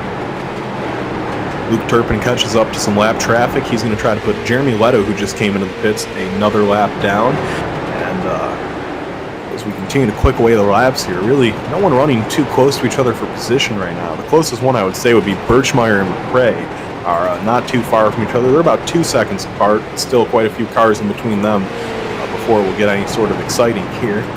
Really, the most exciting thing to watch now is Luke Turpin try to make his way through lap traffic as he comes up on the lap cars of Kyle Streichars and Jeremy Leto.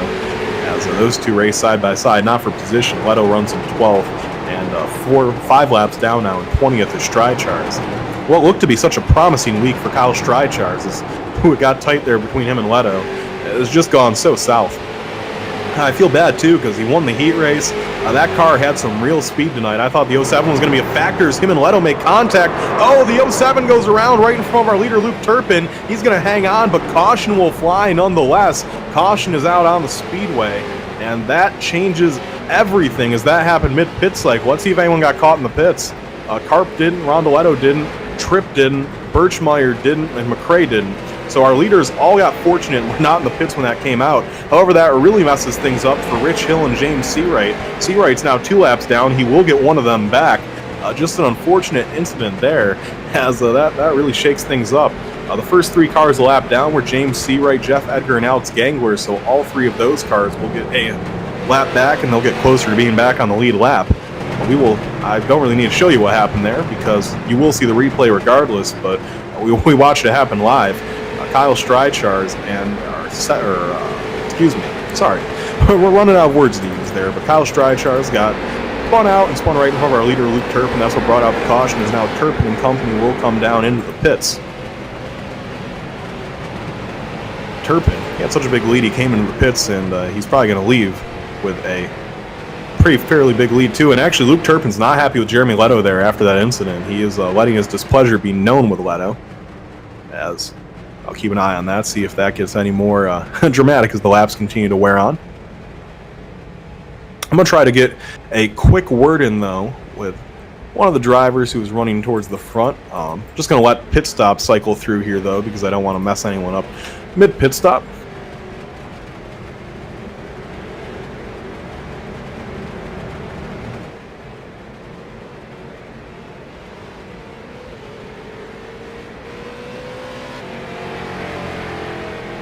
I'm actually going to give it another minute just because pit stops are a little funky here, so I don't want to accidentally screw anyone up while they're in the pits.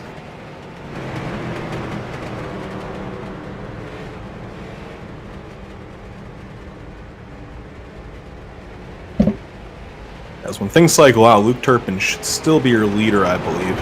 I don't think anything will change there.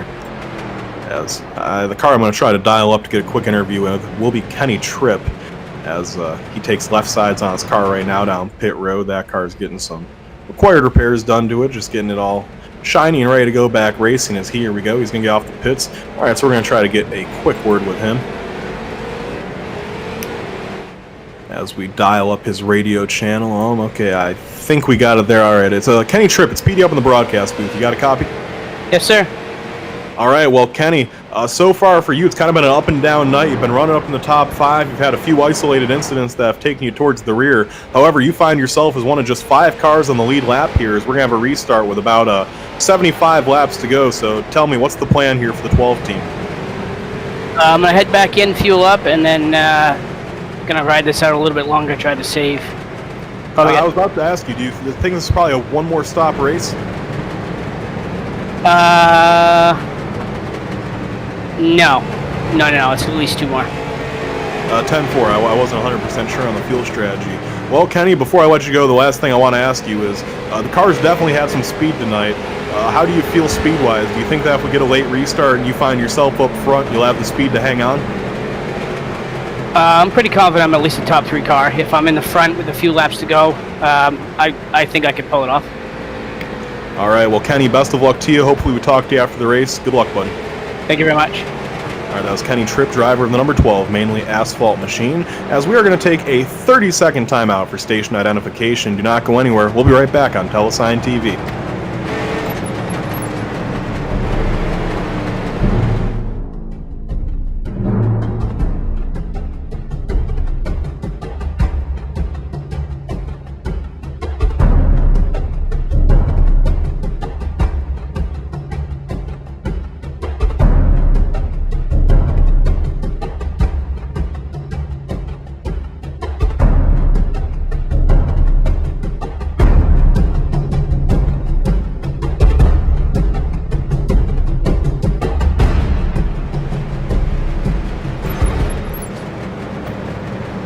Welcome back to XCAL Racing on Telesign TV. My name's PDJ Zeller, the voice of XCAL Racing. As we are here, we're going to restart with about 75 laps to go in the XCAL Racing Web Shop 275.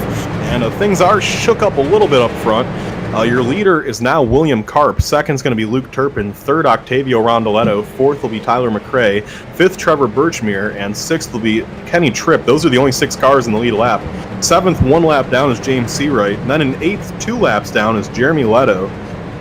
9th place, 3 laps down, is going to be Rich Hill. And rounding out your top 10 will be Matthew Baer. So we have 2 laps till we get things back going green here. Jeff Edgar and Alex Gangler also 3 laps down in 11th and 12th. So those 2 cars still in fairly contention for a wave around. We still have about, let me check. We have about 27 cars on the racetrack. Actually, make it 29 cars are still out there competing. Actually, I take that back again. We still have 30 cars out there of the 36 that took the green, so not a bad number at all when you think about it. We've had a fair share of cautions in this race, but not too many, I would say. I'd say we're about 6 right now, 200 laps in. That's really not too shabby. We've had a couple strings of green flag pit stops. Really a lot of excitement in this race. Here we go. The lights go off the pace car. We are 1 to green, that time by the flag stand. We will be getting a restart with 73 laps to go. And as you heard from Kenny Tripp in his interview there during the caution, he said that probably still about 2 stops left in this race. So 2 more times we are going to have to see these guys come down pit road. If we should go green to the end, expect to see 2 more pit stops. Here we go down the backstretch. The field is at the mercy of William Karp. For the first time tonight, the 11 car finds itself leading. I've been talking him up. That car is awfully clean, and it showed a lot of speed. Let's see what he can do here on this restart. The pace car makes the hard left-hand turn. Field at the mercy of Karp. They come off the corner, and green flag in the air, and it's Turpin with a good jump on the high side. Karp's going to hang down low, though, for the time being. Karp on the inside now, drives it down into corner number 3. Karp races with Turpin for the top spot. Turpin trying to take it back on the high side. Let's see if he can prevail. They come down the backstretch, and it's going to be Karp down low, Turpin up top. Turpin inches ahead as they go off of the corner. Rondoletto slides right in behind them, and it's going to be Karp on the low side, getting a little bit ahead there, but Turpin just is going to inch back ahead on the high side, and Turpin almost clears Karp heading into 1. Turpin does clear Karp, but he gets loose, slides up the racetrack, and he's going to lose 2nd and 1st. So now 1st is Karp. Here comes Rondoletto to the inside of Karp, though. Rondoletto makes his dive down low, and Rondoletto is going to take the lead away from the time. So mistake there, a rare mistake, and caution will fly. Caution's out on the Speedway.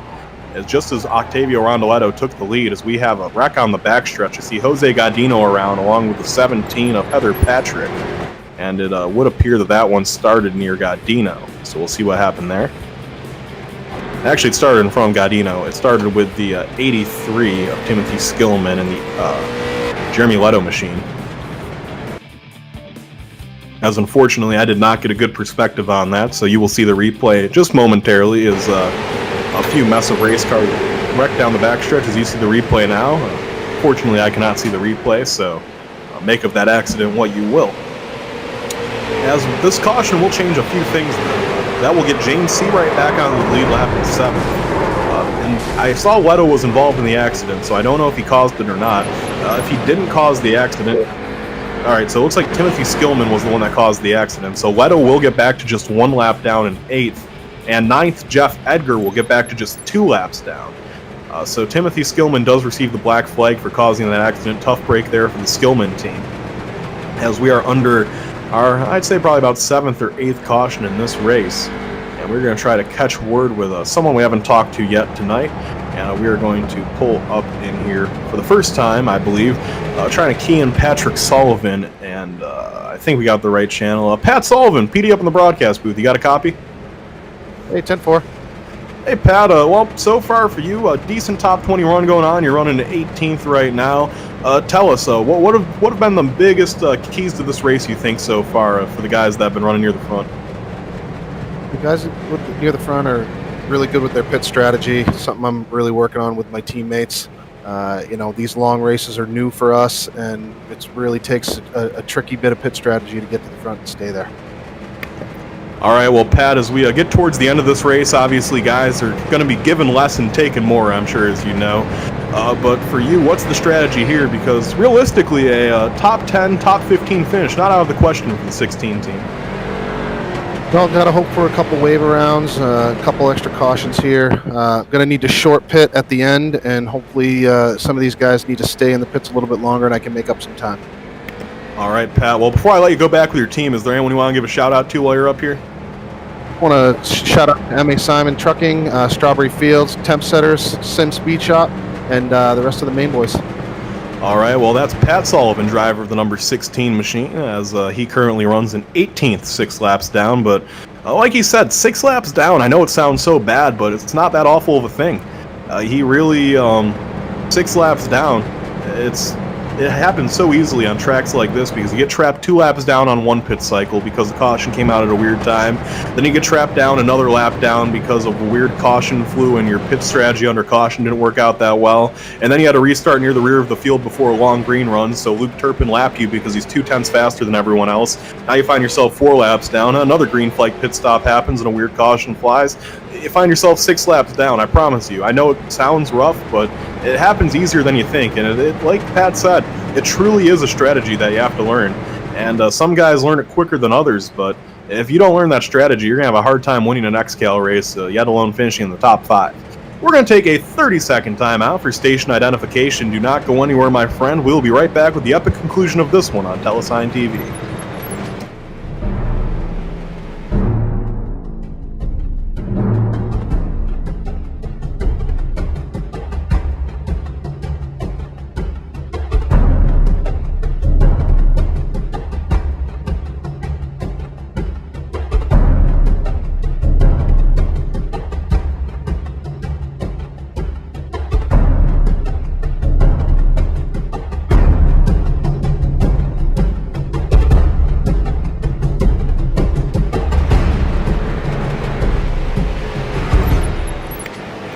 Back here from Lakeland, Florida for the XCAL Racing Web Shop 275. Be sure to go to www.xcalracing.com and check out the web shop. All sorts of cool stuff there that you can check out. They have $5 pins you can buy to show your support for the XCAL Racing League. They have $40 backpacks made by Champion that are really official. I'm a big fan of the backpack. Nonetheless, we're getting restarted here. Octavio Rondoletto is the leader. He brings the field down to the green flag in the air. We're down and away. Rondoletto with a nice jump there. He gets the lead over Carp.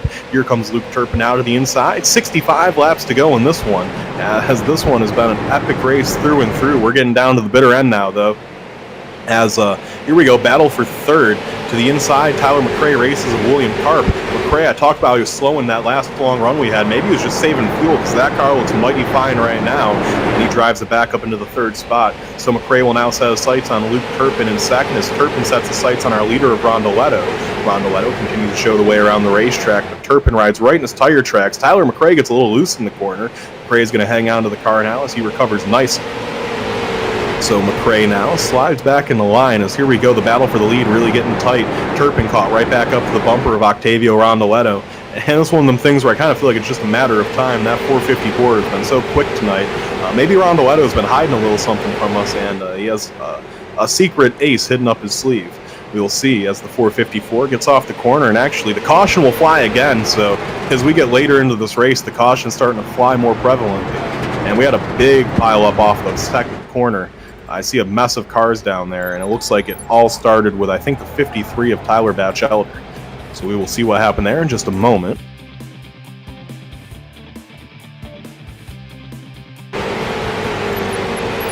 And the replay is up, and you see Tyler Batchelder was racing side by side with Kyle Streichars, and they made slight contact. Then Batchelder just looped it around right in front of the field.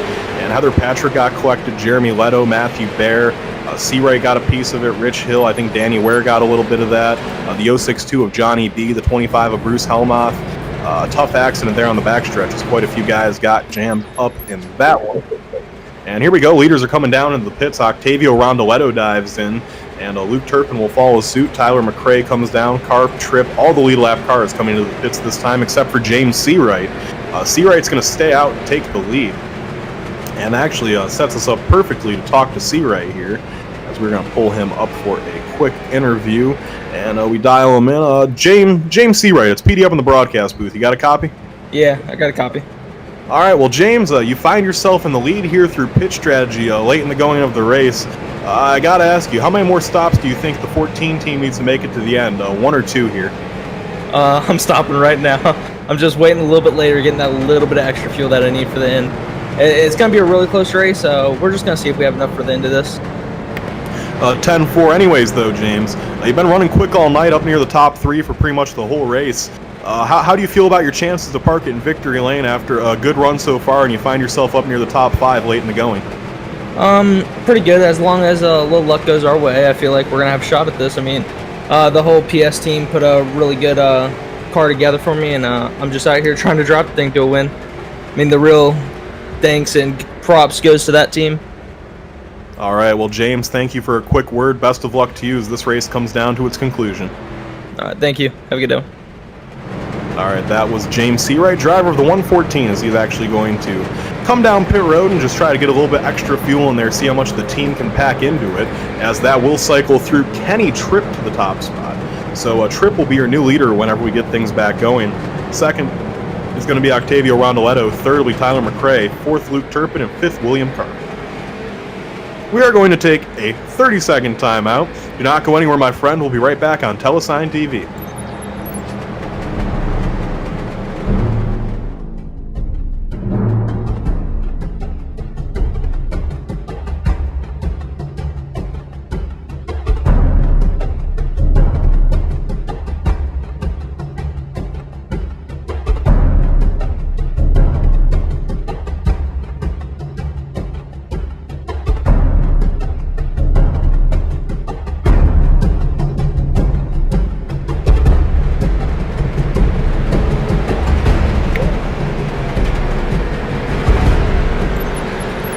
Welcome back here live to the XCAL Racing Web Shop 275 as we have just a little bit under 60 laps to go here, and late in the going things are getting exciting. So here is your updated running order. Kenny Tripp's the leader, second Tyler McRae, actually second's Octavio Rondoletto, third's Tyler McRae, fourth Luke Turpin, fifth William Karp, sixth is going to be Trevor Birchmere with an epic XCAL Racing debut. He's running very well right now, up in the 6th spot. Last car in the lead lap, seventh is James Seawright. In 8th, 1 lap down is Jeff Edgar. Then in 9th, 2 laps down is Matthew Baer. And then in 10th, 3 laps down is Alex Gangler. As there's a few cars 3 laps down. Jeremy Leto, Ben Eaton, and also Danny Ware, all 3 laps down. So tough going there for the 10th through 13th positions. Still 30 cars will run on the racetrack as we get down towards the end of this one. This time by the flag stand, I believe we did just get 2 to green. So we, actually that might have been 1 to green. I believe the flagman Kerry Earnhardt did show 1, no, he did show 2 fingers. So 2 more laps to get this thing back going. I'll tell you what, my friend, I'm curious about this restart, what we're going to see from the 12 of Kenny Tripp. He hasn't ran in the lead all race long. He's been up near the top 5 quite a bit, but we haven't seen him out front yet. And I kind of talked to him about that a few cautions ago during that interview. So I'll be curious to see here what the 12 of Tripp is capable of doing.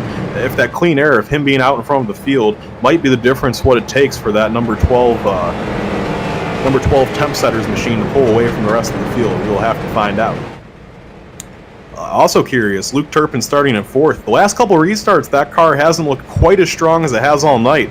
As we get deeper into the night, and I mean, it was sunset for a little while. Now it's just complete pitch black dark out.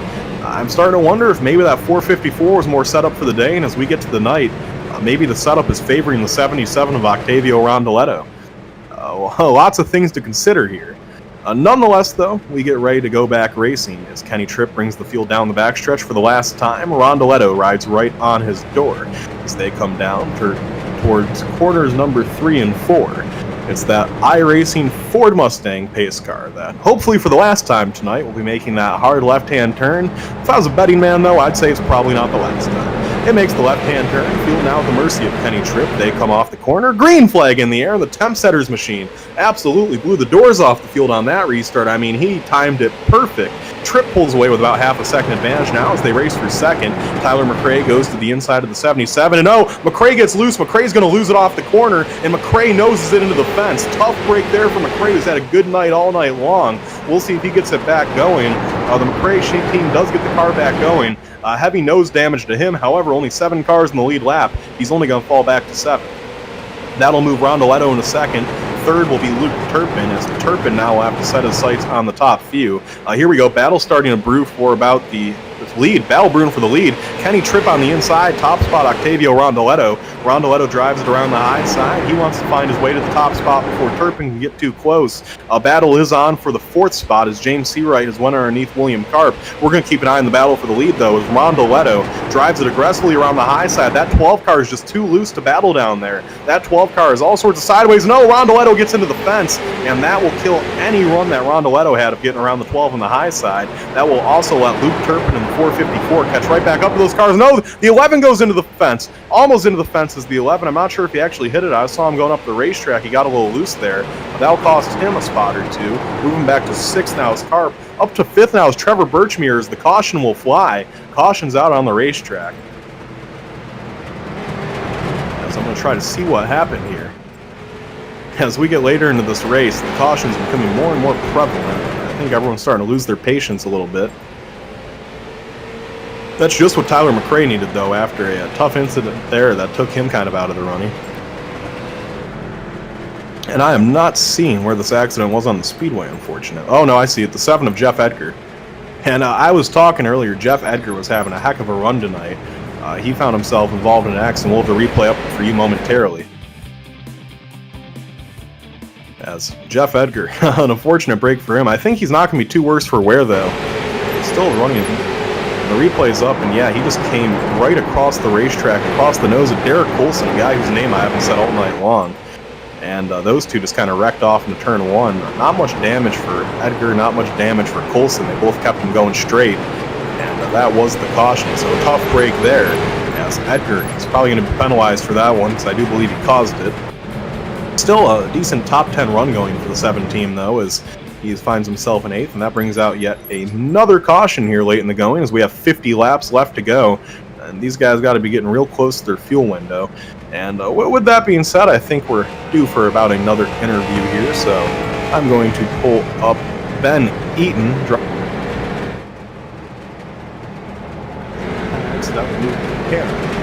we're going to move Ben Eaton and dial him in. Ben Eaton, it's PD up in the broadcast. You got a copy? Yeah, go ahead. All right, Ben. Well, you find yourself right now sitting in the 10th position. Pretty good run tonight for the 2 team. You guys have been looking strong. First question I have for you is, how do you feel about the 2 teams' chances? I've seen you run up in the top 5 tonight. Do you think that maybe if you get a few more cautions, a few more wave rounds, you have something for the top 5? Oh, I definitely think I got something for the top 5. We just need those cautions to fall right, and I think we'll be all set. All right, and the next question I want to ask you, 50 laps to go in this race. I know the fuel window is somewhere right around that 40, 43-ish lap mark. So tell me, what is the lap for you where you feel safe coming down pit road knowing you'll make it to the end? Right after this wave, I'm going to see if I can get some fuel and just try to ride it out to the end and bide my time and try to stay out of the crap like we've done for the most part all night. All right, well, Ben, best of luck to you, and hopefully after the race we'll be talking to you in the top 3. All right, man. Thank you. Yeah, that's Benny, driver of the number 2 machine, as he currently sits in the 10th position. After starting in 27th, a good run for that team. Derek Coulson was actually penalized for that accident. And so tough break there. Coulson team's going to have to serve a black flag, as Derek did get the penalty there. So that will allow Jeff Edgar actually get the wave around. He's going to be back on the lead lap, so move him up to 8th on the lead lap. And now we'll have 8 cars in the lead lap. Matthew Bear will be in 9th, 1 lap down, and Ben Eaton will be in 10th, 2 laps down after we just talked. So those 3 cars all go around the racetrack. And with that being said, we're going to take a 30-second timeout for station identification. Do not go anywhere. You're watching XCAL Racing on Telesign TV.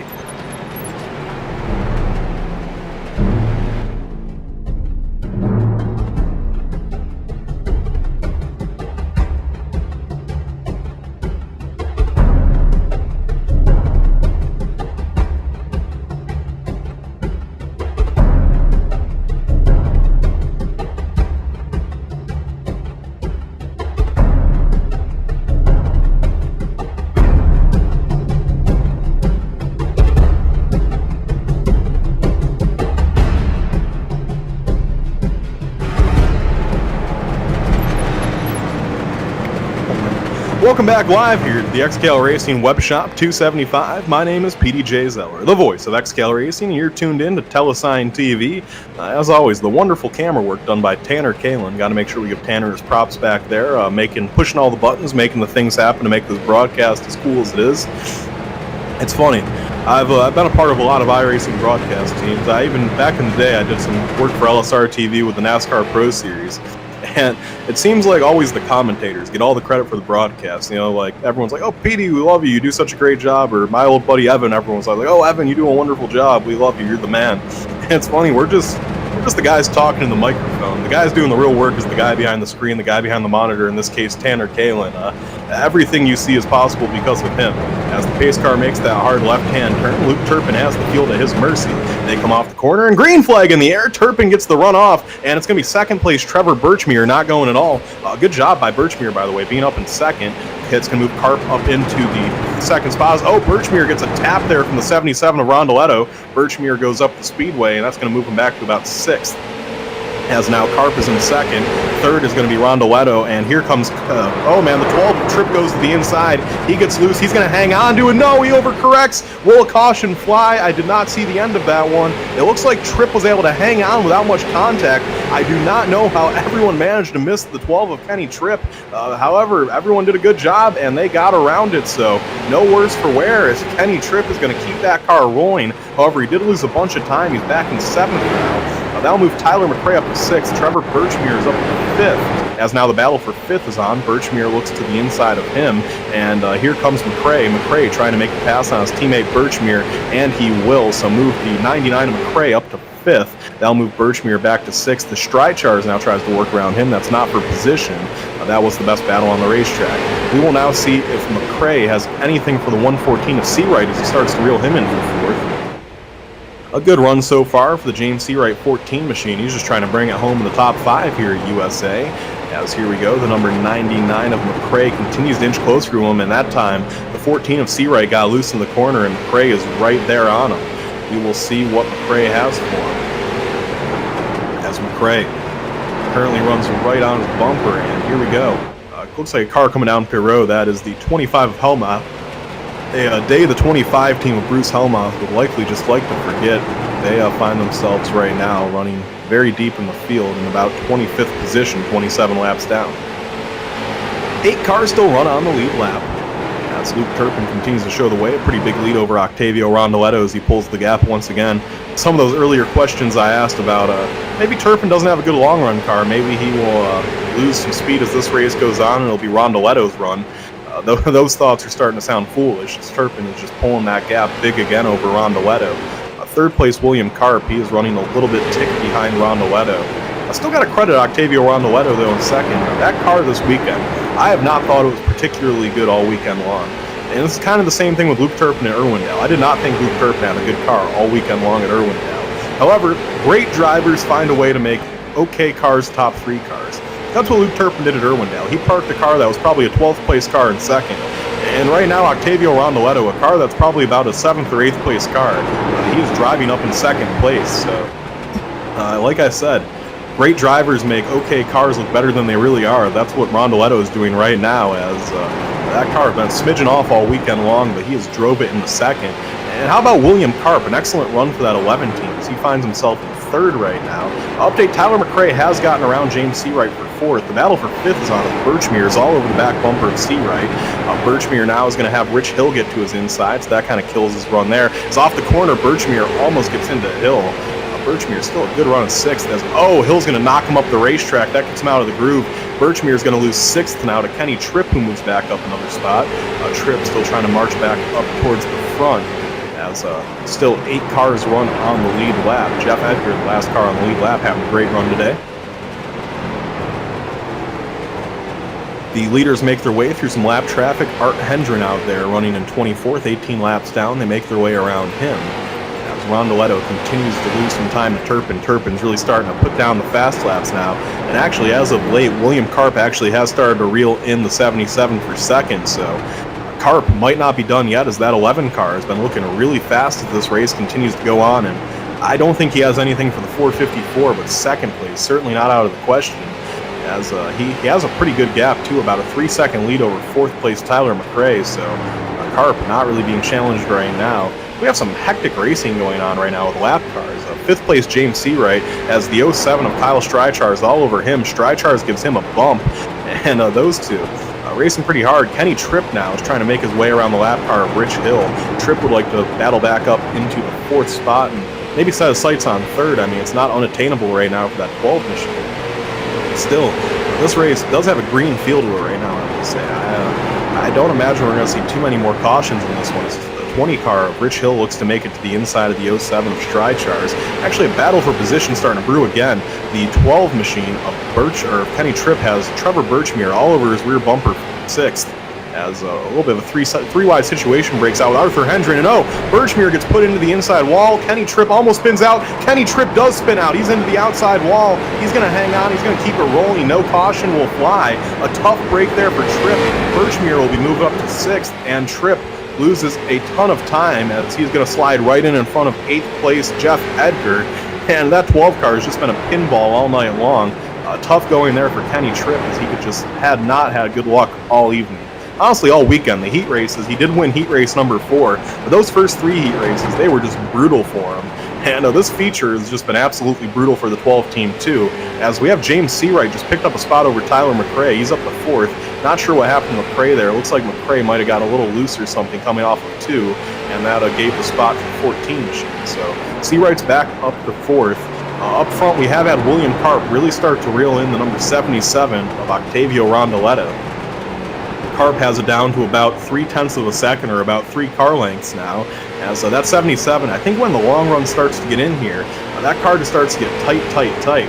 One thing that is going to be interesting here is this race gets closer to the end. We have 30 laps to go, this time by the flag stand. Nobody in our top 3 is good to go on gas. No one in the top 3 can make it. However, the 114 of James Seawright, he might have enough fuel in that car to make it to the end. It's going to be awfully close. I'm not sure if he can. But Seawright, I will be very, very interested to see if that 114 can make it to the end. This might come down to fuel mileage, just like Bristol did about 2 months ago when Octavio Rondoletto won on fuel mileage at Bristol. It could be the case here again today. They continue to click away the laps, and that battle for 3rd is not simmered down at all. Right now, all over the back bumper of the 77 of Rondoletto is that 11 of Carp. Carp having a career day here right now, as that car has been running quick all night, and he's just kept it clean. That's such a big key with these XCAL races.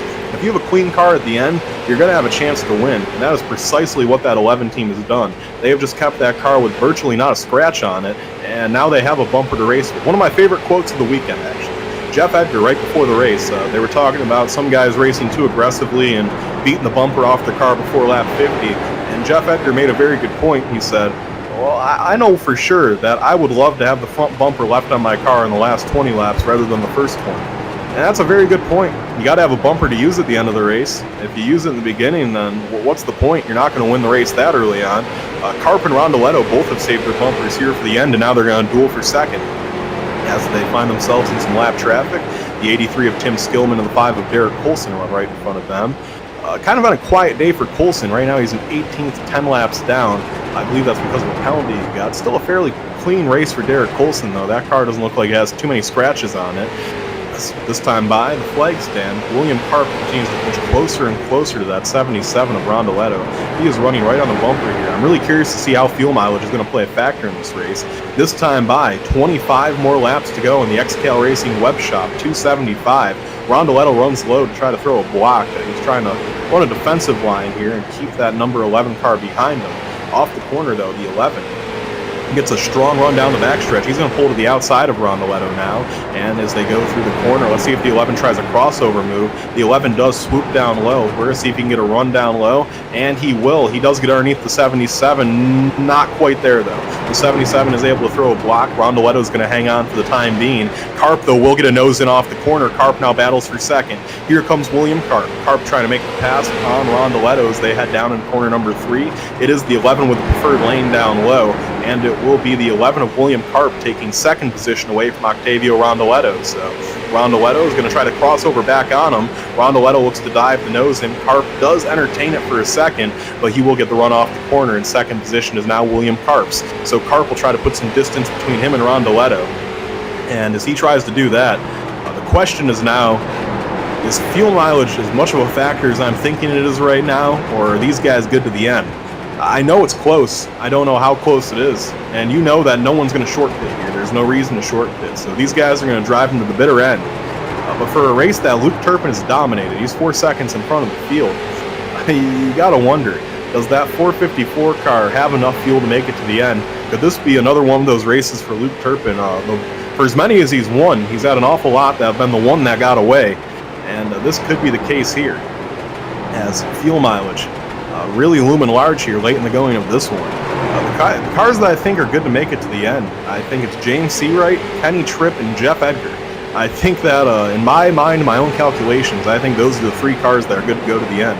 Of course, my calculations are not precise, and they're not exact, and don't have any math involved by any means. It's just by when I last saw those cars with my eyes on pit road, so there's a chance that I'm miscalculating something and I don't understand the fuel run as much as I could. Maybe Turpin does have enough to make it. I do think, however, that fuel is an issue of sorts here. As update on second, the 11 of Karp has pulled a little bit of a gap between him and Rondoletto. We have to go back to 4th James Seawright, and he has a pretty good lead over 5th Tyler McRae. McRae has another pretty good lead over his teammate Trevor Birchmere for 5th. As some of the cars coming down pit road and topping off right now, some early pit stops here.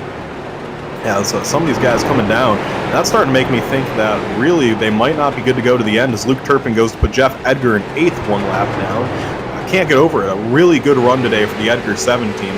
So I knock on wood, I don't want to announcer jinx them. It's been a long time coming for the Edgar team. They've needed a good run, a good, strong top 10 run as he continues to run around in 8th in this race. Turpin put him 1 lap down though. And if our leaders do have to come in the pits, it's worth noting too, none of them are going to take tires. It's just a splash and go. So if pit stops do end up happening, there's a chance that Turpin could still probably get a top 3 out of this race, even if he does have to come to the pits and other guys don't. It's just a matter of how much gas is he going to need. As Turpin brings it off the corner, this time by the flag stand. 15 more laps to go, 15 to go in this race. And we are right down to the end here in the XCAL web shop, 275. Drama unfolding late in the going with fuel mileage as we've had a long green run to end this race. Don't forget too, I want to give our sponsor a shout out one more time. Go to www.xcalracing.com, then go to the shop tab on the website. Check out all of our great merchandise. We have everything from wall clocks to fleece blankets to shirts to sweatshirts to hats to hoodies to whiskey glasses to earrings, you name it. We got XCAL merchandise on the website, even some Whale PD merch that is a fan favorite. So be sure to go to www.xcalracing.com/shop.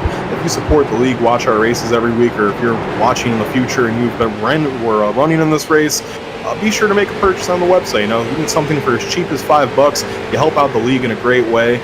Or even spend the 20 or 30 bucks. Get yourself a t-shirt. Let everyone that wherever you go, let everyone know that you are an XCAL Racing driver and you support XCAL Racing. I know I'll be rocking mine loud and proud till the day I die, as will league administrator Aaron Hillbush and Ryan Soper. We're 3 of the guys that I know have some shirts, and Jeff Edgar I think has a shirt too. They're really cool and good material too, I'll tell you that much.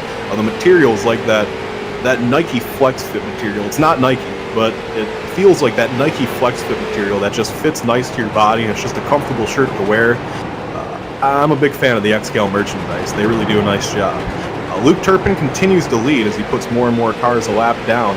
No true battles on the racetrack right now. That's kind of why I was talking to you about merchandise. Although I will say the 99 of Tyler McRae has started to reel in James Seawright for 4th. We'll see if that becomes anything.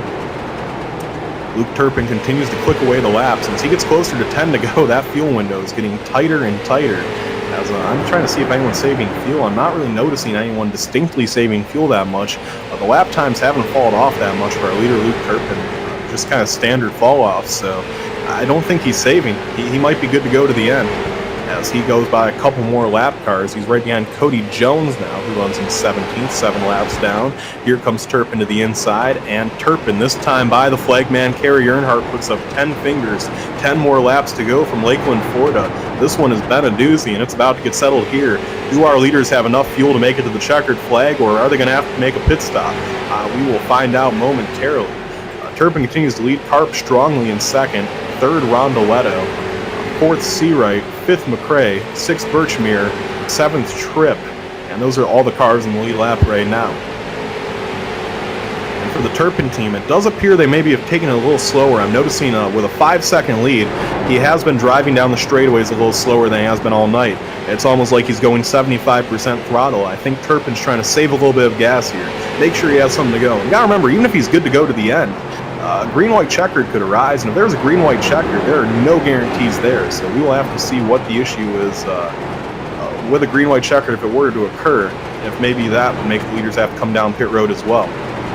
XCAL Racing, however, will not throw a caution within 5 laps to go. So if we get a caution with 6 to go, that's the last possible time for a caution in this race. There cannot be a caution with under 5 laps to go.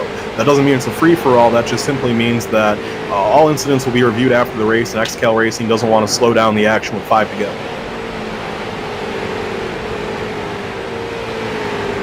Still, it's Turpin pulling a gap on the rest of the field, as there are just a handful of laps left. Turpin works up on the lap car of the 37 of Arthur Hendren. As the battle for 4th is heated up, Tyler McRae has caught James Seawright for 4th. Best battle on the racetrack is that 4th place battle. Here we go. McRae looks to the inside of Seawright. Nothing doing there yet. McRae drives right up to the bumper of the 14. We'll see if he has enough time to make a move. McRae runs right on the bumper right now. Seawright goes up the racetrack. Here we go. McRae gets the nose in underneath the 14 machine as they head down the backstretch. Seawright's going to throw the block. Nothing doing there for McRae. At the flag stand, it's 5 laps to go for Luke Turpin. 5 more laps to go. McRae gave Seawright a bump. There will be no more cautions in this race. So Tyler McRae is giving a bump to Seawright now as they race for 4th.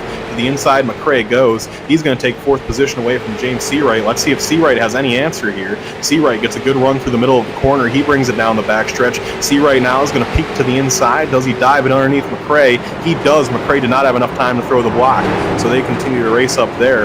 Turpin continue to click laps away. 4 laps to go as the battle for 4th continues to wear on, as it's going to be Seawright now with McRae to his inside. Here comes Tyler McRae, and McRae is going to get his way back around Seawright as those two race for the position, although not clear yet is McRae as they come down the backstretch into corner number 3. McRae is clear once again, and McRae will back up his corner, not allowing the 14 to get any sort of run-up. So McRae takes over the 4th position for the time being. Let's see if Seawright dives it in deep. He won't be enough to get to the bumper of McRae, though. McRae is going to drive it off the corner, and McRae is going to hang on for the time being. That battle is oh so tight. Up front, though, Luke Turpin just got popsicle sticks. 2 more laps to go in this one, as Luke Turpin's looking to bring it home to victory lane for the first time in about 2 months. No arguing. Whenever you ask people who the best driver in XCAL Racing is, not everyone, but a lot of the drivers in the league will point to that 454 of Turpin and tell you he is the best.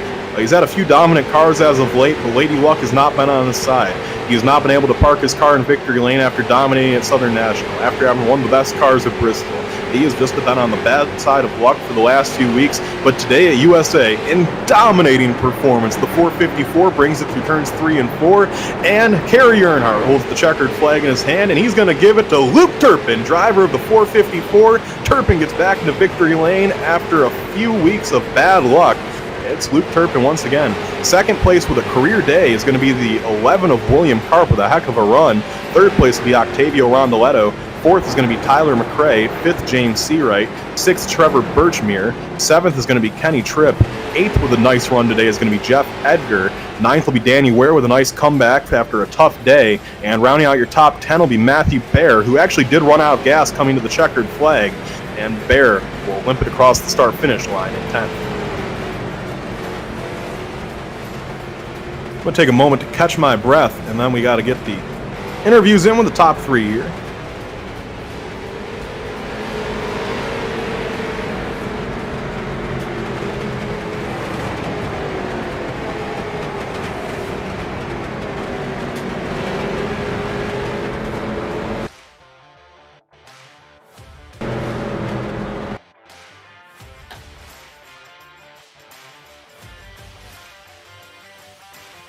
as we wait to get some of these drivers in here for interviews real quick.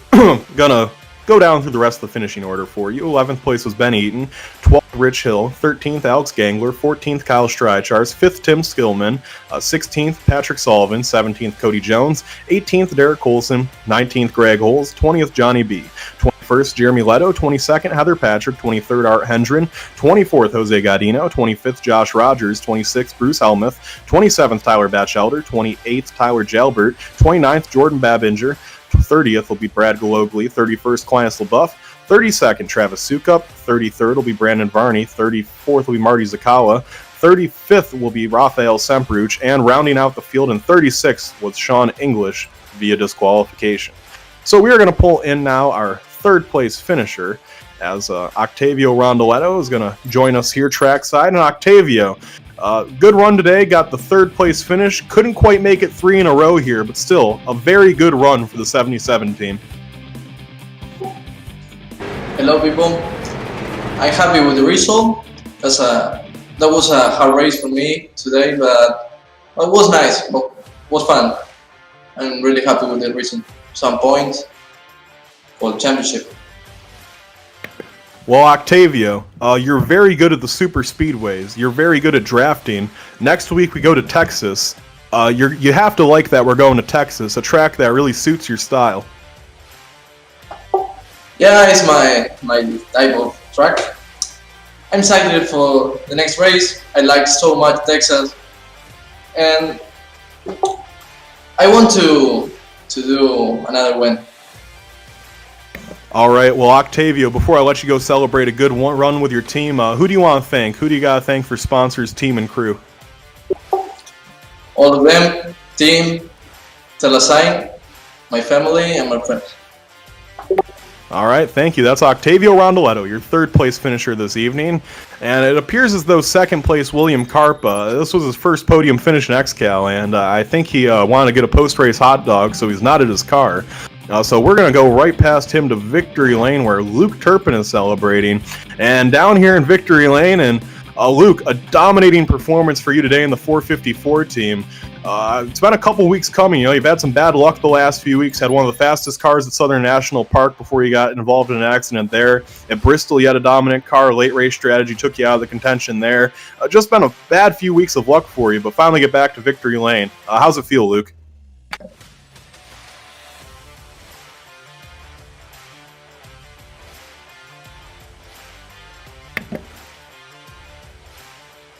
Luke, you got a copy?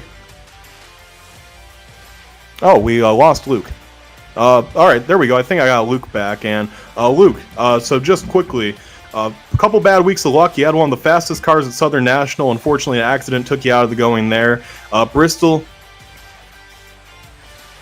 At Bristol, you were running up front, but unfortunately a tough break there as late race strategy took you out of the running there.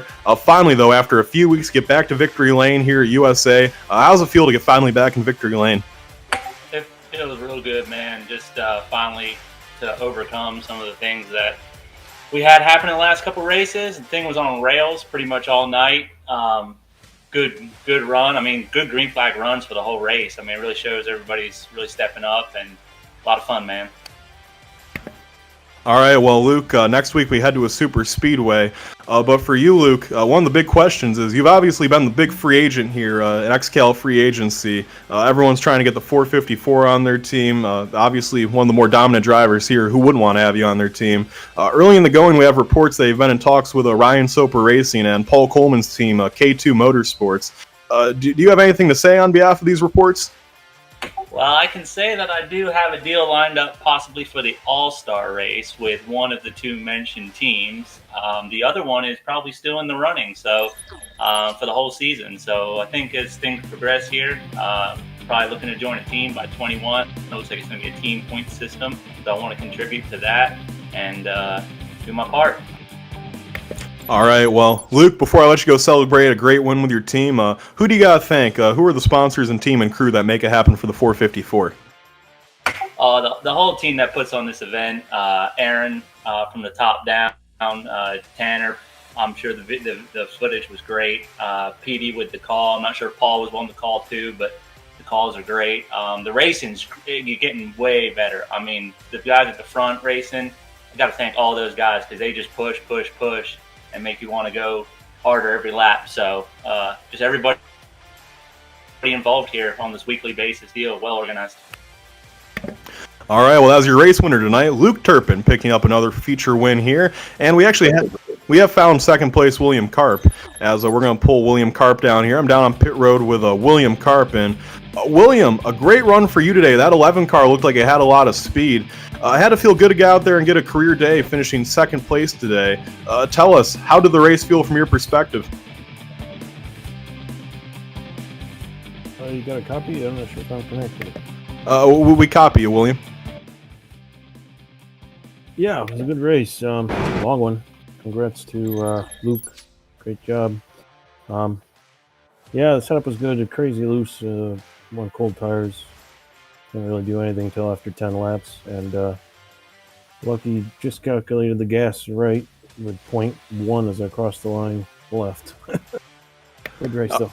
Wow, really cutting it close there. Well, William, next week we head to the Super Speedway at Texas Speedway. I don't believe I recall seeing you run many of the Super Speedway races, but how do you feel heading towards the Super Speedway now?